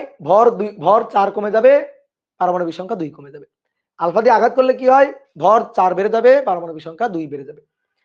এবার আসো দেখি 3 নম্বর হচ্ছে বিটা নির্গত হলে কি হয়? ধরো বিটা নির্গত হলো, তাহলে কোন একটা মৌল থেকে বিটা নির্গত হবে, ধরো এক্স জেড এ, বিটা নির্গত, তাহলে বিটা এই যে -1 0। তো দেখো আমি একটু আগে বলছিলাম বিটা নির্গত হলে ভর সংখ্যা অপরিবর্তিত থেকে পারমাণবিক সংখ্যা 1 করে বেড়ে যায়। কেমনে? এটা থেকে বিটা নির্গত হচ্ছে, এটা মাইনাস, তাহলে মাইনাসে প্লাস, তাহলে এক্স ড্যাশ, ধরো এক্স ড্যাশ, এটা জেড মাইনাসে কিন্তু +1 হবে, আর এ -0 +0 যাই হোক না কেন, এ তো 0-র সাথে যোগ হয়ে এই হবে, বুঝছো? তাহলে এক্স নিচে জেড মাইনাসে +1, তাহলে পারমাণবিক সংখ্যা 1 বাড়লো না? তাহলে কোন একটা তেজস্ক্রিয় মৌলের নিউক্লিয়াস তা থেকে একটা বিটা ক্ষয় হলো, তাহলে এর পারমাণবিক সংখ্যা 1 বেড়ে যাবে, ভর সংখ্যা সেম রেখে, কিন্তু ভর সংখ্যা সেম রেখে পারমাণবিক সংখ্যা 1 বেড়ে যাবে। তাহলে এটা বিটা নির্গত হলে, ঠিক আছে। তারপরে ধরো গামা নির্গত হলে কি হবে? গামা রশ্মি নির্গত হলে কি হবে? ধরো গামা রশ্মি যদি নির্গত হয়, তাহলে ঘটনাটা কি ঘটবে? ধরো এক্স জেড উপরে এ, গামা নির্গত হলে কোনো কিছু যায় আসে না, গামা নির্গত হলে মৌলটাই চেঞ্জ হবে না, এক্স আর এক্স ড্যাশ মৌল একই হবে, কারণ দেখো জেড থাকবে এ থাকবে, অর্থাৎ এক্স আর জেড ড্যাশ আলাদা না, এক্স আর জেড ড্যাশ একই। তাহলে কোন তেজস্ক্রিয় মৌল থেকে, তেজস্ক্রিয় তো আসলে বলাই যাবে না, কারণ যখন আর কি গামা রশ্মি নির্গত হবে, হ্যাঁ তেজস্ক্রিয় মৌল থেকে ধরে নাও, তেজস্ক্রিয় মৌল থেকে গামা রশ্মি নির্গত হলে মৌলটা চেঞ্জ হবে না, মৌল না কোনো আইসোটপ তৈরি হবে, না কোনো আইসোটপ তৈরি হবে, না মৌলটা চেঞ্জ হবে, কিছু পরিবর্তন হবে না। বাট বিটা নির্গত হলে কিন্তু আইসোটপ তৈরি হবে, বিটা নির্গত হলে কিন্তু আইসোটপ তৈরি হবে, কি তাই না? দেখো তো এটা কি জেড, তো পারমাণবিক সংখ্যা 1 বেড়ে গেল, সরি সরি সরি, না না না, বিটা নির্গত হলে আইসোটপ না, সরি এটা তো আইসোটপ না, ঠিক আছে, এটা তো আইসোটপ না, এটা হচ্ছে কি বলে আইসোবার, তাই না? আইসোবার না, ভর সংখ্যা সেম আইসোবার, শর্টকাট তো ছোটবেলায় এটাই পড়ছিলাম, দেখি আমি তোমাদের কাছ থেকে একটু শিওর হই, কি হবে আইসোবার হবে না? এই ভর সংখ্যা সেম থাকলে কি হয়? ভর সংখ্যা সেম থাকলে কি হয় বলো তো? আইসোবার, হ্যাঁ এই তো ছোটবেলায় পড়ছিলাম, আইসোবার লাস্টে র আছে, র মানে ভর, তাহলে ভর সংখ্যা সেম, তাহলে দেখো যদি বিটা নির্গত হয় তাহলে আইসোবার তৈরি হবে, লিখে রাখি একটু ছোট্ট করে, আইসোবার, আইসোবার তৈরি হবে বিটা নির্গত হলে। Okay clear? ধরো কোন একটা মৌলের নিউক্লিয়াসকে, ধরো কোন একটা মৌলের নিউক্লিয়াসকে 5 নম্বর, কোন একটা মৌলের নিউক্লিয়াসকে আমরা একটা নিউট্রন দিয়ে আঘাত করব, তাহলে নিউট্রন দিয়ে আঘাত, একটা নিউট্রন দিয়ে আঘাত করব, দেখি তো নিউট্রন দিয়ে আঘাত করলে কি পরিবর্তন হয়। নিউট্রন দিয়ে আঘাত করব, তাহলে ধরো এক্স জেড উপরে এ, নিউট্রন দিয়ে আঘাত করতেছি যোগ, তাহলে 1n0 নিউটন দিয়ে আঘাত করব, নিউটন দিয়ে আঘাত করলে কি হয়? নিউটন দিয়ে আঘাত করলে আইসোটোপ তৈরি হয়, নিউটন দিয়ে আঘাত করলে আইসোটোপ তৈরি হয়, কিভাবে দেখো, এই যে যে মৌলটা তৈরি হবে সেই মৌলটা এক্স বার, তাহলে জেড প্লাস 0 মানে জেড, দেখো ভর মানে পারমাণবিক সংখ্যা একই থাকলো, ভর সংখ্যা চেঞ্জ হয় a+1, তাহলে এইটা হচ্ছে আইসোটপ, আইসোটপ, আইসোটপ তৈরি হবে। এবার আসো দেখি আরেকটা জিনিস বলো দেখি, সেটা হচ্ছে প্রোটন দিয়ে আঘাত করলে, প্রোটন দিয়ে আঘাত, তাহলে প্রোটন দিয়ে যদি আঘাত করা হয় তাহলে এই ক্ষেত্রে কি ঘটনা ঘটে দেখি, প্রোটন দিয়ে আঘাত করলে কি ঘটনা ঘটে, এক্স এক্স জেড এ প্লাস 1p1, তাহলে প্রোটন দিয়ে আঘাত করলে যে মৌলটা হবে সেই মৌলের ভর সংখ্যাও 1 বাড়বে, পারমাণবিক সংখ্যাও 1 বাড়বে, তাহলে ভর সংখ্যাও চেঞ্জ হবে, পারমাণবিক সংখ্যাও চেঞ্জ হবে, ঠিক আছে? ওকে গুড, দেখো কতগুলো বিক্রিয়া লিখে ফেলছি, নিয়ম লিখে ফেলছি, এর চেয়ে সহজ জিনিস আছে? এইবার আসো দেখি তোমার বুদ্ধির পরিচয়, ঠিক আছে, বুদ্ধি খাটায় 2টা প্রশ্নের অ্যান্সার দিবা, আসো কোশ্চেন নম্বর 1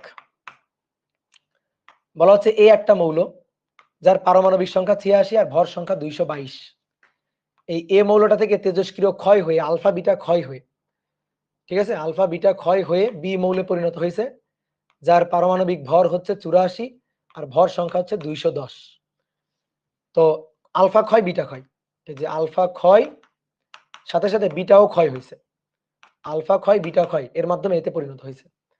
প্রশ্ন হচ্ছে কতগুলো আলফা এবং কতগুলো বিটা ক্ষয় হবে, কতগুলো বিটা ক্ষয় হবে, কতগুলো আলফা এবং কতগুলো বিটা ক্ষয় হবে, করো, কতগুলো আলফা ক্ষয় হবে কতগুলো বিটা ক্ষয় হবে, নাও তোমাদের একটু ভাবনা চিন্তা করার জন্য সময় দিলাম, দ্রুত করো।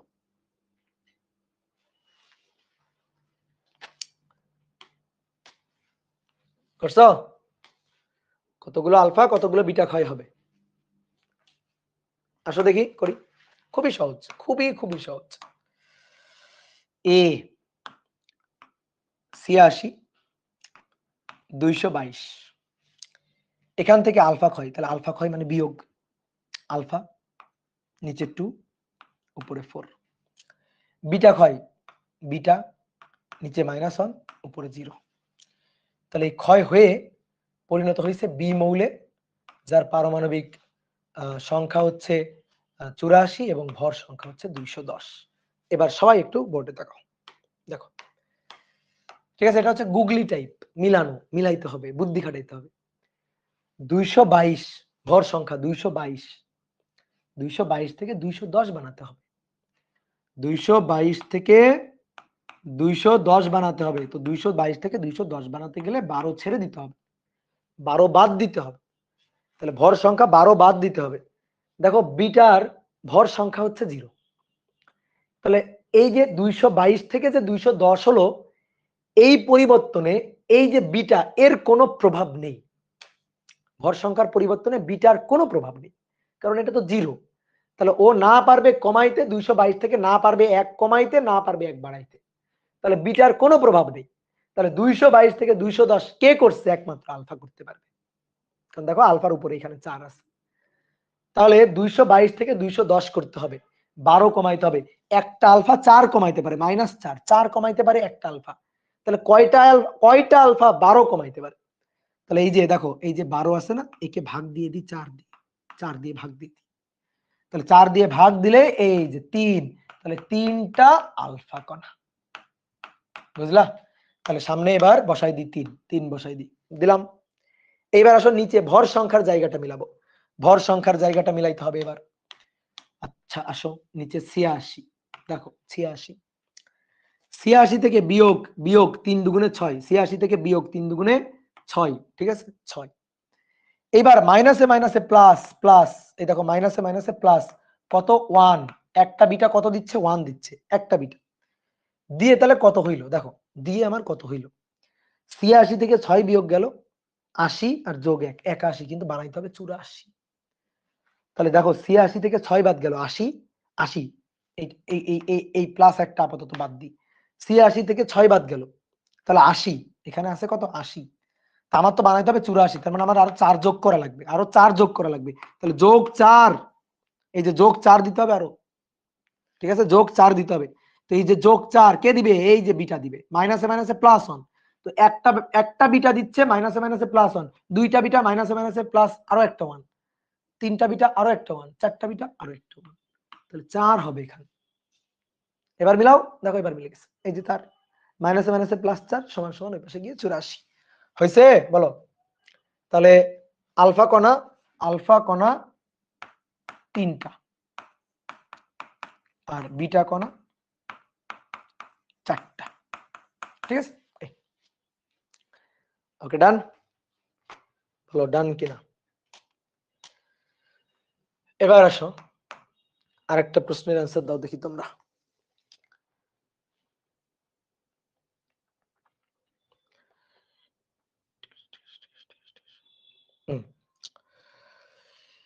বিই 9, 4। দেখো ডান পাশে উপরেও কিন্তু ভর সংখ্যা লেখা হয়, এটা নিয়ে অরিড হবে না। এতকে আলফা দ্বারা আঘাত করা হলো, আলফা দ্বারা আঘাত করা হলো, ফলে একটি নিউটন নির্গত হয়। নিউটন নির্গত হয়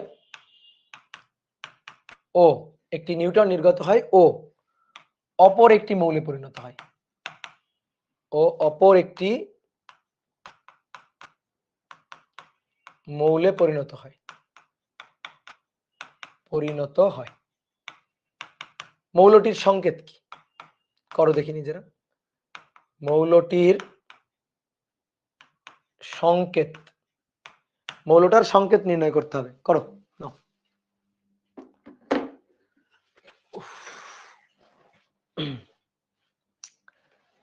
মৌলটার সংকেত দেখি কে পারে।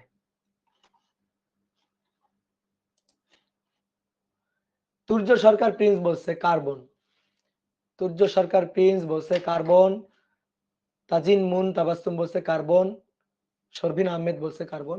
Okay good, very good. দেখছো তোমরা কত ভালো পারো, তোমাদের মতো যে কবে আমি পারবো বলো তো।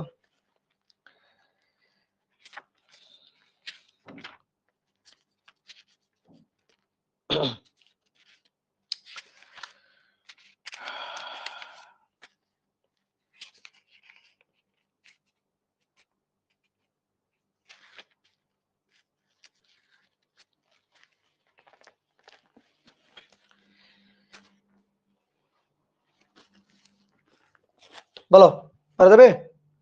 দেখি করি। বিই 9, 4 আলফা দ্বারা আঘাত করা হয়েছে, আলফা 2, 4। আঘাত করা হলে একটা নিউটন পাওয়া গেছে, 1n0 পাওয়া গেছে, তাহলে বাকিটা কি? 9, 10, 11, 12, 13, আর এখানে 1 আছে, তাহলে 9, 10, 11, 12, 13 থেকে 1 বাদ, তাহলে 12 লাগবে। 4 আর 2 6, আর আছে 0, তাহলে নিচে 6 লাগবে। তো বোঝাই যাচ্ছে C612, এটাই অ্যান্সার। ঠিক আছে, এই যে এটা অ্যান্সার C612, বাকি বলটির সংকেত C612। কি ক্লিয়ার?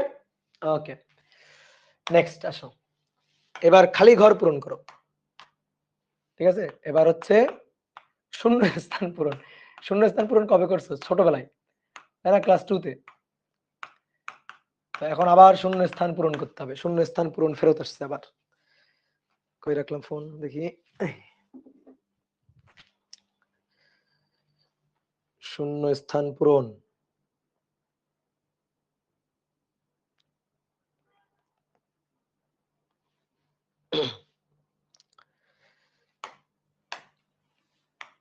এক নম্বর F919 প্লাস 1H1, এটা সমান সমান O816 প্লাস কি হবে?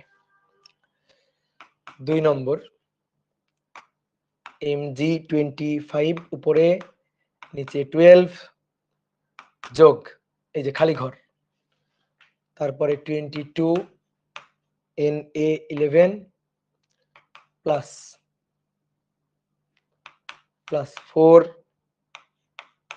He2, তারপর 3 নম্বর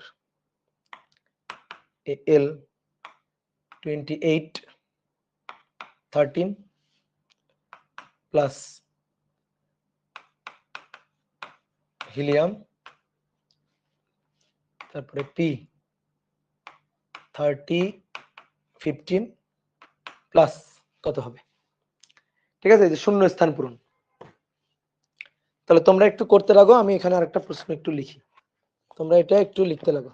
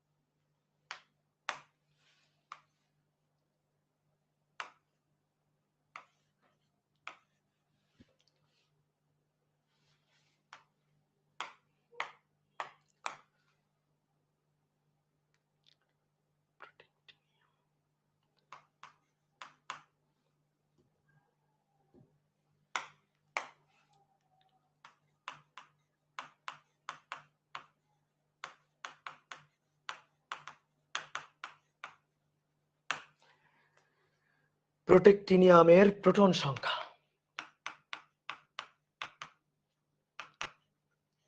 প্রোটন সংখ্যা কত? ঠিক আছে, এটা তাহলে আসো দেখি, শূন্য স্থান পূরণ করে আসি। আসো,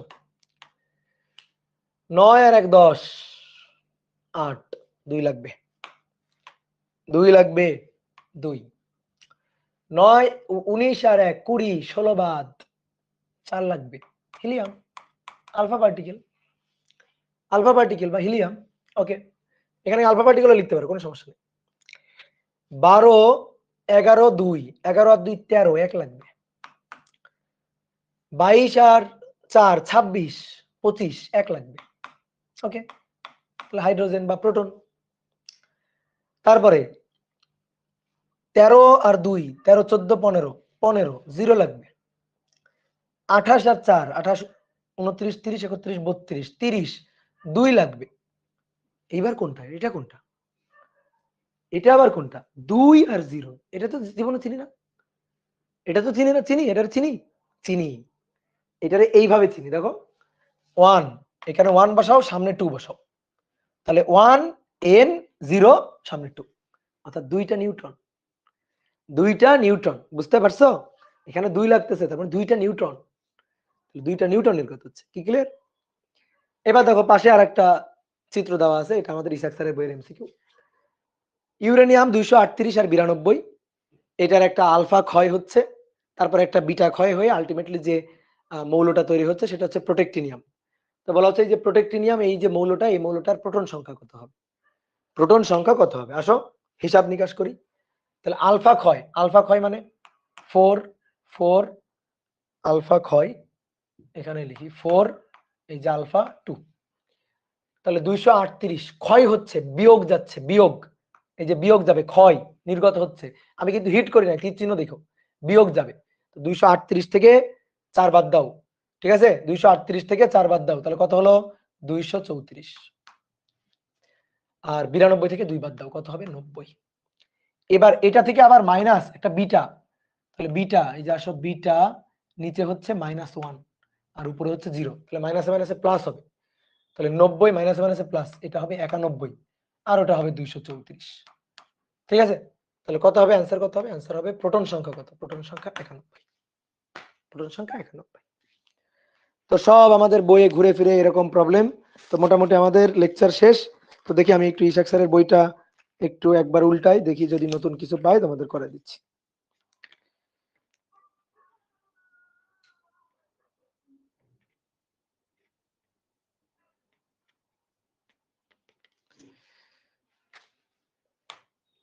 দেখো ইসাক স্যারের বইয়েরই আর একটা প্রশ্ন, কি বলছে দেখি। বলছে এ একটা মৌল 222, আর এটা হচ্ছে 86, 86, এটা থেকে বি, এটা 206, 206 আর 82 প্লাস প্লাস 8টা 1n0 plus alpha particle, plus alpha particle. ঠিক আছে, তো বলা হচ্ছে কয়টি আলফা কণা বের হবে? কয়টি আলফা কণা বের হবে? প্রশ্ন, কয়টি আলফা কণা বের হবে? এই যে, ওই যে যোগ করে ওরা এই পাশে লিখছে, তা আমি বিয়োগ করে এই পাশেই লিখবো, কোনো আপত্তি আছে? আমি বিয়োগ করে এই পাশেই লিখবো, কোনো আপত্তি? আমি যোগ করে এই পাশে বসাইতে চাই না, যোগ করে এই পাশে লিখবো না, এটা বাদ দিয়ে আমি বিয়োগ করে এই পাশে লিখবো, তাহলে মাইনাস আলফা পার্টিকেল, এই যে 2 4। আসো মিলাই, এবার দেখি মিলাইতে হবে। তাহলে 86 থেকে 86, দেখো 86 থেকে এই পাশে বানাইতে হবে 82, আর এই যে 8 গুণ 0 মানে তো 0ই, তাহলে 82 বানাতে হবে, আমার বানাতে হবে 82। তাহলে 86 থেকে 82 বানাতে হবে, তাহলে 86 থেকে কত বাদ দিলে 82? 86 থেকে কত বাদ দিলে 82 হবে? বলো কত? 4। তাহলে কত লাগবে? 4। তাহলে এখানে কত দিতে হবে? 2। দেখি তো 2 দিলে উপরে মেলে কিনা, 2 দিলে দেখি তো উপরে মেলে কিনা।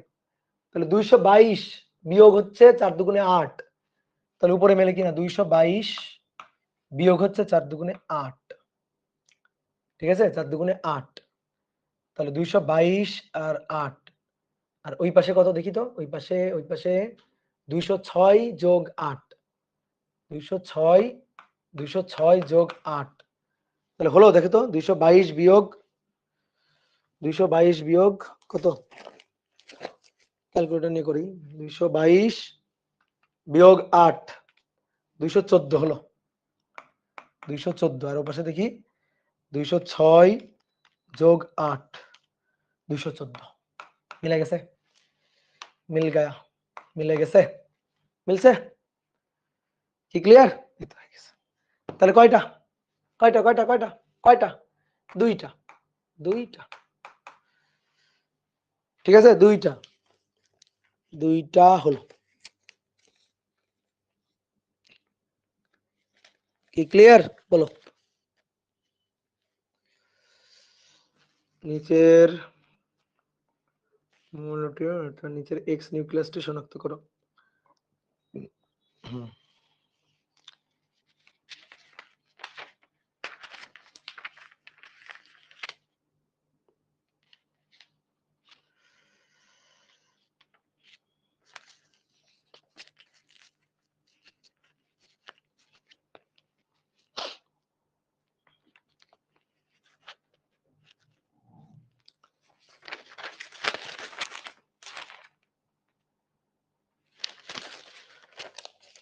নাই, আর নাই, আর বইতে নাই।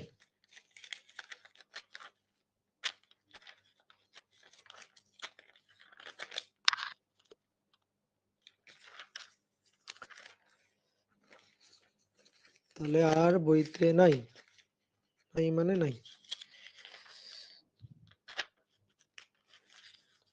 কিছুই তো নাই বইতে।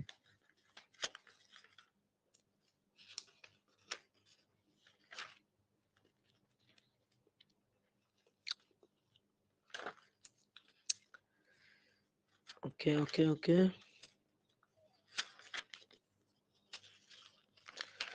ওকে, তাহলে এই অংশ গেল। তাহলে এই অধ্যায়ের আরেকটা অংশ বাকি থাকলো, সেই অংশটা হচ্ছে ভর ত্রুটি ও বন্ধন শক্তি।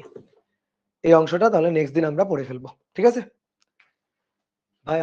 আজকে একটু আনমিউট করেন, আনমিউট করবো। আচ্ছা 5 মিনিটের জন্য, ঠিক আছে, আনমিউট করবো 5 মিনিটের জন্য। তাহলে আমি একটু ফেসবুক থেকে কেটে দিয়ে আসি।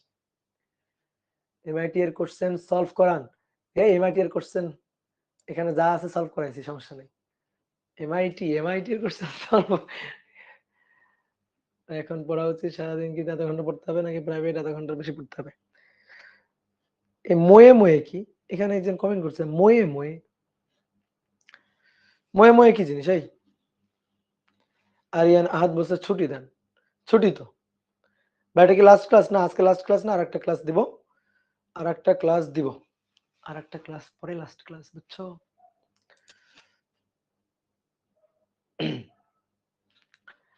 আচ্ছা তাহলে আনমিউট করছি, সবাই একসাথে কথা বলা শুরু করবে না, নাও বলো।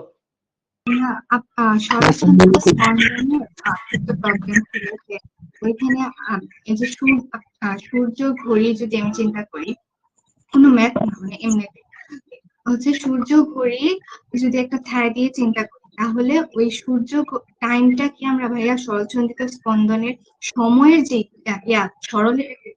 স্মরণের যে ইকুয়েশন আছে ওইখান থেকে বের করতে পারি একটা আদি দশা ধরে? কারণ ছায়াটা তো পর্যায়বৃত্ত গতি, তাই না? ছায়ার যে স্কেলের বা একটা কাঠের যে ছায়া, তাহলে ওইখান থেকে তো সময় বের করা যাবে, তাই না ভাইয়া? যাবে, হিসাব করলে তো যাবে, সরলসন্ধিতে স্পন্দন হবে, ওভাবে দুলতে থাকবে, তো বিভিন্ন সময় কোন পয়েন্টে থাকবে সেটা তো ওখান থেকে স্মরণের অবস্থান থেকে আমি সময় বের করতে পারবো। এটা তো একটা ছায়া ঘড়ির মতোই কাজ করবে। হ্যাঁ, সময় বের করা যাবে না কেন? যাবে।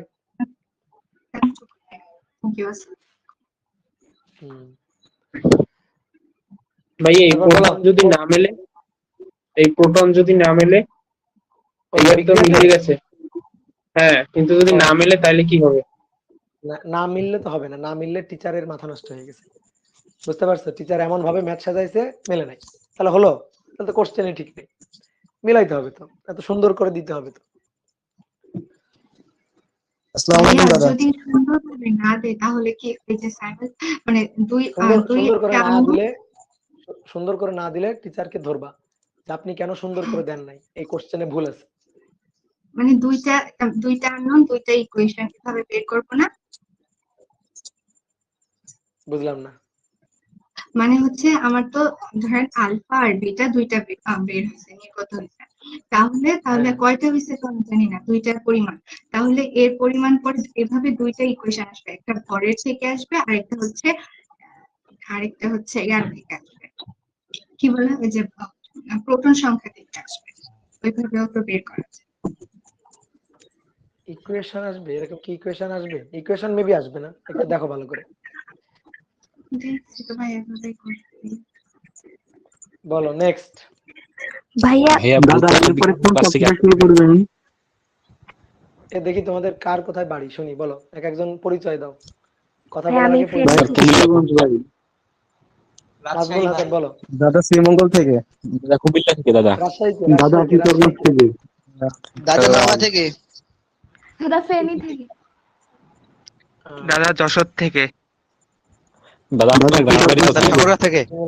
বাগেরহাট। কুমিল্লা থেকে। বরিশাল থেকে। আচ্ছা আচ্ছা ঠিক আছে। টাঙ্গাইল থেকে। ওকে। বাংলাদেশ থেকে। দাদা ঠাকুরগাঁ থেকে। দাদা বাংলাদেশ থেকে। দাদা নোয়াখালী দাদা থেকে। পৃথিবী দাদা ময়মনসিংহ থেকে। ঘোষপাড়া থেকে। ঘোষপাড়া থেকে কে বলছে? হাসেম। হাসেম কে রে? ঘোষপাড়া থেকে। দাদা আপনার গ্রামের বাড়ি কোথায়? আমার গ্রামের বাড়ি বাগেরহাট। দাদা বাগেরহাট। এরপরে কোন চ্যাপ্টার শুরু করবেন? হ্যাঁ, এরপরে কোন চ্যাপ্টারটা শুরু করবেন দাদা? এরপরে তো আমার ভাগেতে আর একটা চ্যাপ্টারই আছে, সেটা হচ্ছে দাদা ভূত না দাদা অন্যটা পড়েন। ভূত আলোক বিজ্ঞানটা পড়েন দাদা। দাদা ভূত আলোক বিজ্ঞানটা পড়েন প্লিজ। জি দাদা। অ্যামেজিং। তোমাদের অপার ভাই তো আমাকে বলছে চলো তোর ওই সেমিকন্ডাক্টর নিতে। না ভাই ওইটা পড়েন, আমাদের শেষই তো সাইকেলটা শেষ সাইকেল হিসেবে ওইটাই দাদা একটু পড়ায় দিন, আপনার জি দাদা। ভাষায় বুঝতে পারেন। আচ্ছা দেখি আমি তাহলে অপারের সাথে কথা বলি। যাই হোক, ক্লাস কি বুঝছো? ক্লাস কি বুঝতে পারো? তোমাদের তো জি দাদা। কমেন্ট দেখি আমি। হ্যাঁ? দাদা একদম ক্লিয়ার। দাদা আলফা বিটা আর গামা কোণার যে সংকেতটা ওইটা একটু বুঝিয়ে দিন দাদা। আলফা বিটা গামা দাদা ওই যে সংকেতটা বের করছেন ওইটা একটু বুঝিয়ে দিন। আচ্ছা ঠিক আছে, বুঝাই দিন। ভাই আপনার ক্লাস জোস। জি দাদা। পুরো জোস। দাদা ভরহীন বস্তু কি আলোর বেগে চলতে পারে? ভরহীন বস্তু তোমাদের অপার ভাই পড়াচ্ছে না? অপার ভাই গুলো পড়াচ্ছে না ফুটন টুটন? ওই চ্যাপ্টারটা আমি এখন জি দাদা পড়ানো শেষ। হ্যাঁ, ওটা শেষ হয়ে গেছে। জি জি জি ভাইয়া।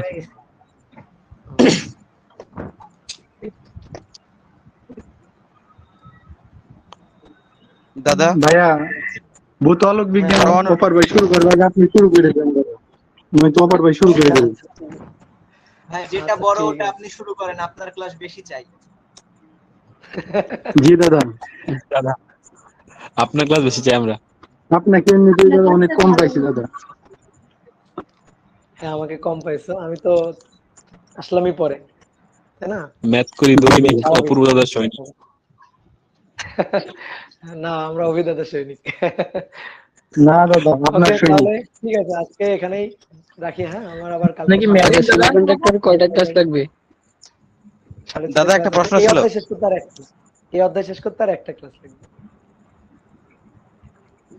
দাদা একটা প্রশ্ন ছিল। বিটা গামা বলো, এগুলোর বলো। যে দাদা দেখি আমাদের ফুল সিলেবাস পড়াচ্ছেন নাকি শর্টে? হ্যাঁ, দাদা এটা কি ফুল সিলেবাস না, পড়াইতেছেন মানে আমাদের যে অধ্যায়? ফুল সিলেবাস, এই অধ্যায় তো ফুল আছে, এই অধ্যায় তো পুরাটাই আছে, এই অধ্যায় কোনো কাটছাট নাই।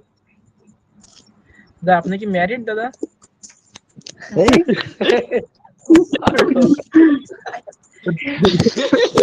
মেয়ে দেখবি রাখি, আমি ম্যারিড না ম্যারিড। দাদা আপনার বয়স কত?